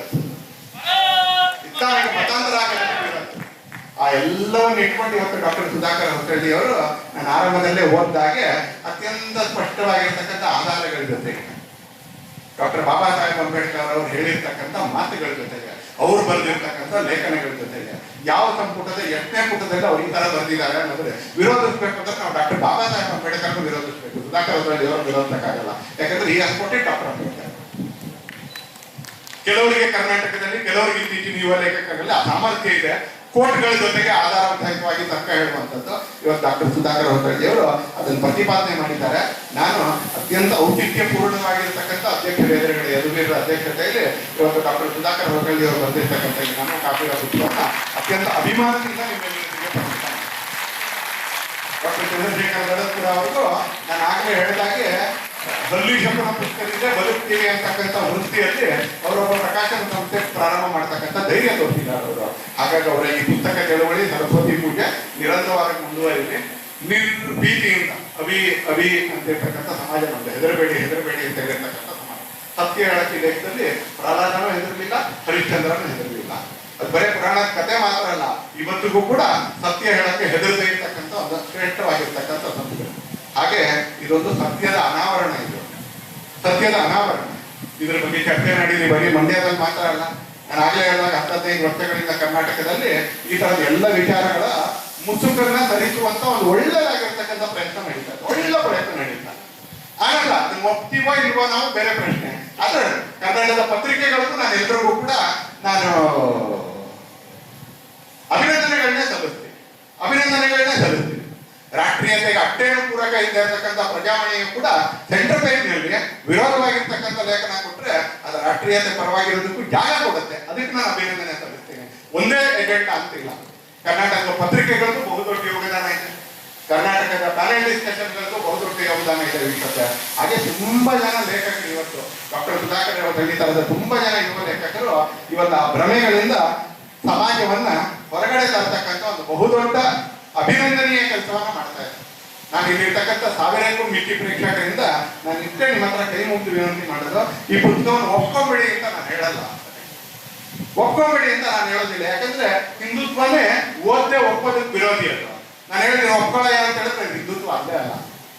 ಹಾಗಾಗಿ ನೀವು ಇದನ್ನು ಒಪ್ತೀರಿ ಅಂತಾದ್ರೂ ಕೂಡ ಓದ್ಬಿಟ್ಟು ಒಪ್ಪಿ, ನೀವು ಇದನ್ನು ಒಪ್ಪೋದಿಲ್ಲ ಅಂತಾದ್ರೂ ಕೂಡ ಓದ್ಬಿಟ್ಟು ಆಮೇಲೆ ಒಪ್ಪಲ್ಲ ಅಂತ. ಓದಿದ ಮೇಲೆ ಹೆದರಿಕೆ ಆಗುತ್ತೆ. ನೀವು ಒಪ್ಪೋದಿಲ್ಲ ಅಂತ ಹೇಳಿದ್ರೆ ಓದಿದೀನಿ ಇದು ನನಗೆ ಒಪ್ಪಿಗೆ ಆಗೋದಿಲ್ಲ ಅಂತ ಹೇಳಿ ಅಲ್ಲಿ ತರ್ಕ ಪ್ರಾರಂಭ ಆಗುತ್ತೆ, ಚರ್ಚೆ ಪ್ರಾರಂಭ ಆಗುತ್ತೆ. ದ್ವೈತವನ್ನು ಶಂಕರಾಚಾರ್ಯರು ಹೇಳಿದ್ರು, ಮಧ್ವಾಚಾರ್ಯರು ಅದನ್ನು ಒಪ್ಪಲಿಲ್ಲ, ಅದ್ವೈತ ಆರಂಭ ಆಯ್ತು, ತರ್ಕ ಇತ್ತು. ಮಧ್ವಾಚಾರ್ಯರು ಹೇಳಿರ್ತಕ್ಕಂಥ ಅದ್ವೈತವನ್ನ ರಾಮಾನುಜಾಚಾರ್ಯರು ಇಂಪ್ರೂವೈಸ್ ಮಾಡಿದ್ರು, ವಿಶಿಷ್ಟಾದ್ವೈತ ಆಯ್ತು. ಎಲ್ಲವನ್ನು ಎಲ್ಲರೂ ಒಪ್ತಾರೆ ಅಂತ ಹೇಳಿಲ್ಲ, ಹಾಗೆ ಇಲ್ಲಿರೋ ಎಲ್ಲರೂ ಒಪ್ಕೊಳ್ಳಿ ಅಂತ ನಾ ಹೇಳೋದಿಲ್ಲ. ಆದ್ರೆ ಒಪ್ಪಲ್ಲ ಅಂತ ಹೇಳಿದ್ರೆ ಓದ್ಬಿಟ್ಟಿದ್ ಸುಳ್ಳು ಅಂತ ಹೇಳಿ, ಓದ್ಬಿಟ್ಟಿದ್ ಸರಿ ಇಲ್ಲ ಅಂತ ಹೇಳಿ, ಓದಿದ್ಮೇಲೆ ಇದನ್ನ ಚರ್ಚೆ ಮಾಡಿ. ಇಲ್ಲಿರ್ತಕ್ಕಂಥ ಎಲ್ಲ ಯುವಕರಿಗೆ ನಾನು ಮನವಿ ಮಾಡೋದು, ಓದೋಣ, ಓದಿದ್ಮೇಲೆ 10, 20, 30 ಜನ ನಾವೊಂದು ಸಂವಾದ ಕಾರ್ಯಾಗಾರಗಳನ್ನ ನಡೆಸಿ ಡಾಕ್ಟರ್ ಬಾಬಾ ಸಾಹೇಬ್ ಅಂಬೇಡ್ಕರ್ ಅವರಿಗೆ ತಿಳ್ಕೋಬೇಕು. ಇವತ್ತು ಅನೇಕ ವಾದಗಳ ಕಾರಣಕ್ಕೆ ಡಾಕ್ಟರ್ ಬಾಬಾ ಸಾಹೇಬ್ ಅಂಬೇಡ್ಕರ್ ಅವರು ಹೇಳಿರ್ತಕ್ಕಂಥ ಅನೇಕ ವಿಚಾರಗಳು ಮತ್ತು ಅವರು ಪ್ರತಿಪಾದನೆ ಮಾಡಿರ್ತಕ್ಕಂಥ ಸಂವಿಧಾನದ ಕೆಲವು ಬಿಂದುಗಳು ಮತ್ತು ಮೀಸಲಾತಿ, ಈ ಮೂರನ್ನ ಸ್ವಲ್ಪ ಪ್ರಶ್ನೆ ಮಾಡತಕ್ಕಂಥ ಒಂದು ದೊಡ್ಡ ವರ್ಗವು ಇವತ್ತಿನ ಸಭೆನಲ್ಲೂ ಇರ್ಬೋದು ಅಂತಾನೆ. ಆದ್ರೆ ಅವ್ರು ಯಾಕೆ ಮೀಸಲಾತಿ ತಂದ್ರು, ಇವತ್ತು ಯಾಕೆ ಮೀಸಲಾತಿ ಅನಿವಾರ್ಯ ಅನ್ನೋದನ್ನ ನಾವು ಅರ್ಥ ಮಾಡ್ಕೊಳ್ಬೇಕು. ಇದನ್ನ ಹೇಳಕ್ಕೆ ನಮ್ಮ ಪೂರ್ವಜರು ಮಾಡಿರೋ ಪಾಪಕ್ಕೆ ನಾನು ಯಾಕೆ ತಲೆ ಕೊಡ್ಬೇಕು ಅಂತ. ನಿಮ್ ಪೂರ್ವಜರು ಅಂತ ಅವ್ರು ಒಂದು ಒಪ್ಕೊಂಡ ಮೇಲೆ ಅವ್ರು ಮಾಡಿರೋ ಪುಣ್ಯ ಜೊತೆಗೆ ಅವ್ರು ಮಾಡಿರೋ ಪಾಪದಲ್ಲೂ ಒಂದಷ್ಟು ಸಮಯ ನಮ್ಮ ಪಾಪ ಇದ್ದೇ ಇರುತ್ತೆ. ಮತ್ತು ಮೀಸಲಾತಿ ಅಂತಕ್ಕಂಥದ್ದು ಯಾವುದೇ ಉಡುಗೊರೆ ಅಲ್ಲ, ಯಾವುದೇ ಉಪಕಾರ ಅಲ್ಲ. ಅದು ಪೀಳಿಗೆಗಳಲ್ಲಿ ನಾವು ಮಾಡಿರ್ತಕ್ಕಂಥ ಅನ್ಯ ಸಮಾಜ ಮಾಡಿರ್ತಕ್ಕಂಥ ಪಾಪಕ್ಕೆ ಅದೊಂದು ಪರಿಮಾರ್ಜನೆ, ಪ್ರಾಯಶ್ಚಿತ್ತ ಅನ್ನೋದನ್ನ ನೆನಪಿಟ್ಕೊಳ್ತಾ ಡಾಕ್ಟರ್ ಬಾಬಾ ಸಾಹೇಬ್ ಅಂಬೇಡ್ಕರ್ ಅವರು, ಕುವೆಂಪು ಅವರು, ನೇತಾಜಿ ಸುಭಾಷ್ ಚಂದ್ರ ಬೋಸ್ ಎಲ್ಲರೂ ಕೂಡ ಈ ಮಣ್ಣಿನ ಜೊತೆಗೆ ಜೋಡಿಸ್ಕೊಂಡವ್ರು ತಮ್ಮನ್ನ. ಆ ಮಣ್ಣಿನ ಜೊತೆಗೆ ಜೋಡಿಸ್ಕೊಂಡ್ರು ಅಂದ್ರೆ ಮಣ್ಣಿನ ವಿಚಾರದ ಜೊತೆಗೆ ತಮ್ಮನ್ನು ಶಾಶ್ವತವಾಗಿ ಇಟ್ಕೊಂಡ. ಪ್ರತಿಭಟನೆ ಮಾಡಬೇಕು ಅಂತ ಬಂದಾಗಲೂ ಕೂಡ ಈ ಮಣ್ಣಿನ ಜೊತೆಗೆ ಇದ್ದು ಪ್ರತಿಭಟನೆ ಮಾಡ್ತೀನಿ ಅಂತ ಹೊರಟ್ರೆ ಹೊರತು ಈ ಮಣ್ಣಿನಿಂದ ದೂರವಾಗಿ ಪ್ರತಿಭಟನೆ ಮಾಡ್ತೀನಿ ಅಂತ ಅವ್ರು ಯಾವ ಹೇಳಿಲ್ಲ. ಆ ಸತ್ಯವನ್ನು ಇವತ್ತು ಡಾಕ್ಟರ್ ಸುಧಾಕರ್ ಅವರು ನಾನು ಕಾಪಿರೋ ಪುಸ್ತಕದ ಮುಖಾಂತರ ನಮ್ಮ ಎದುರಿಗೆ ಇಟ್ಟಿದ್ದಾರೆ. ಅವರಿಗೆ ಮತ್ತೊಮ್ಮೆ ಅಭಿನಂದನೆಗಳನ್ನ ಸಲ್ಲಿಸ್ತಾ, ಇಷ್ಟು ದೊಡ್ಡ ಸಂಖ್ಯೆಯಲ್ಲಿ ಮಂಡ್ಯದಲ್ಲಿ ಶನಿವಾರ ದಿನ ಬೆಳಗ್ಗೆ ಪುಸ್ತಕ ಬಿಡುಗಡೆ ಬಂದಿದ್ದೀನಿ. ನಾನು ಒಳಗೆ ಬರ್ತಾ ಹಿಂದೆಗಡೆ ಮಕ್ಕಳು ಕೂತಿದ್ರು. ನಾನು ಸುಧಾಕರ್ ಹೊಸಳ್ಳಿ ಸ್ಕೂಲ್ ಮಕ್ಕಳನ್ನು ಗುಡಿ ಹಾಕಿದ್ದಾರೆ ಅಂತ ಅನ್ಕೊಂಡ್ಬಿಟ್ಟಿದ್ದಾರೆ ನಮ್ಮಲ್ಲಿ. ಆದ್ರೆ ಬಂದಿರತಕ್ಕಂಥದ್ದು ಕಾಲೇಜಿನ ವಿದ್ಯಾರ್ಥಿಗಳು ಮತ್ತು ಕಾಲೇಜಿನ ವಿದ್ಯಾರ್ಥಿನಿಯರು ಅಂತ ನಾನು ನೋಡಿ ಅಂದಾಜು ಮಾಡ್ತೀನಿ ಅಂತೇಳಿ. ಕಾಲೇಜ್ ವಿದ್ಯಾರ್ಥಿಗಳು ಮತ್ತು ಕಾಲೇಜಿನ ವಿದ್ಯಾರ್ಥಿನಿಯರು ಈ ಪುಸ್ತಕವನ್ನು ಓದಿ ಅರ್ಥ ಮಾಡ್ಕೊಳ್ಬಹುದಾಗಿರೋ ಪ್ರಬುದ್ಧತೆ ಮತ್ತು ವಯಸ್ಸು ನಿಮಗಿದೆ. ಅವ್ರ ಉಪನ್ಯಾಸಕರು ಯಾರು ಬಂದಿದ್ದಾರೆ ಅವರು ಕೂಡ ಚರ್ಚೆ ಮಾಡಿ, ವಿರೋಧ ಮಾಡೋದಾದ್ರೆ ಚರ್ಚೆ ಮಾಡಿದ್ಮೇಲೆ ಮಾಡಿ, ಒಪ್ಕೊಳ್ಳೋದಾದ್ರೂ ಕೂಡ ಓದಿದ್ಮೇಲೆ ಮಾಡಿ. ಅವೆರಡು ಮಾಡೋದಕ್ಕಿಂತ ಮುಂಚೆ ಭಗವಂತ ಯಾರ್ಯಾರಿಗೆ ಶಕ್ತಿ ಕೊಟ್ಟಿದ್ದಾನೋ ಅವರೆಲ್ಲರೂ ಕೂಡ ಸುಧಾಕರ್ ಹೊಸಳ್ಳಿ ನನಗೂ ಬಂದು ಉಚಿತವಾಗಿ ಪುಸ್ತಕ ಕೊಡ್ತಾರೆ ಅಂತ ಕಾಯ್ದೆ ಹೊರಗೆ ಹೋಗ್ತಾ ಇವತ್ತು ರಿಯಾಯಿತಿ ಬೆಲೆಯಲ್ಲಿ ಇರ್ತಕ್ಕಂಥ ಪುಸ್ತಕವನ್ನು ಖರೀದಿ ಮಾಡೋಣ ತಾಕತ್ತು ಎಲ್ರಿಗೂ ಆಗಲ್ಲ. ಅನೇಕ ಮಕ್ಕಳಿಗೆ ಖರೀದಿ ಮಾಡ್ಲಿಕ್ಕೆ ಆಗ್ಲಿಕ್ಕಿಲ್ಲ. ಆದ್ರೆ ಯಾರಿಗೆ ಖರೀದಿ ಮಾಡೋ ತಾಕತ್ತಿದೆಯೋ ಅಂತವ್ರೆಲ್ಲರೂ ಖರೀದಿ ಮಾಡ್ಬಿಟ್ಟಿದ್ರು ಓದೋಣ ಅಂತ ಮಾತ್ರ ಹೇಳ್ತಾರೆ. ಯಾಕಂದ್ರೆ ಚಂದ್ರಶೇಖರ್ ದಡಪುರ ಇನ್ನೂ ತುಂಬಾ ವರ್ಷಗಳ ಕಾಲ ಪ್ರಕಾಶನ ಸಂಸ್ಥೆ ನಡೆಸಬೇಕು. ನೀವು ಸುಧಾಕರ್ ಹೊಸಳ್ಳಿ ಬಂದು ಉಚಿತವಾಗಿ ಪುಸ್ತಕ ಕೊಡ್ತಾರೆ ಅಂತ ಕಾದ್ರೆ ಚಂದ್ರಶೇಖರ್ ದಡಪುರ ನಷ್ಟ ಮಾಡ್ಕೊಂಡು ತುಂಬಾ ದಿನ ಇರಕ್ಕಾಗಲ್ಲ. ಹಾಗಾಗಿ ತಾಕತ್ ಇರ್ತಕ್ಕಂಥವ್ರು, ಸಾಮರ್ಥ್ಯ ಇರ್ತಕ್ಕಂಥವ್ರು ಪುಸ್ತಕವನ್ನು ಖರೀದಿ ಮಾಡಿ ಅಂತ ನಿಮ್ಮ ಹತ್ರ ಮನವಿ ಮಾಡ್ತಾ, ನನಗೆ ಇವತ್ತು ನಿಮ್ಮ ಎದುರಿಗೆ ನಿಂತ್ಕೊಳ್ತಕ್ಕಂಥ ಅವಕಾಶ ಕೊಟ್ಟಿದ್ದಕ್ಕೆ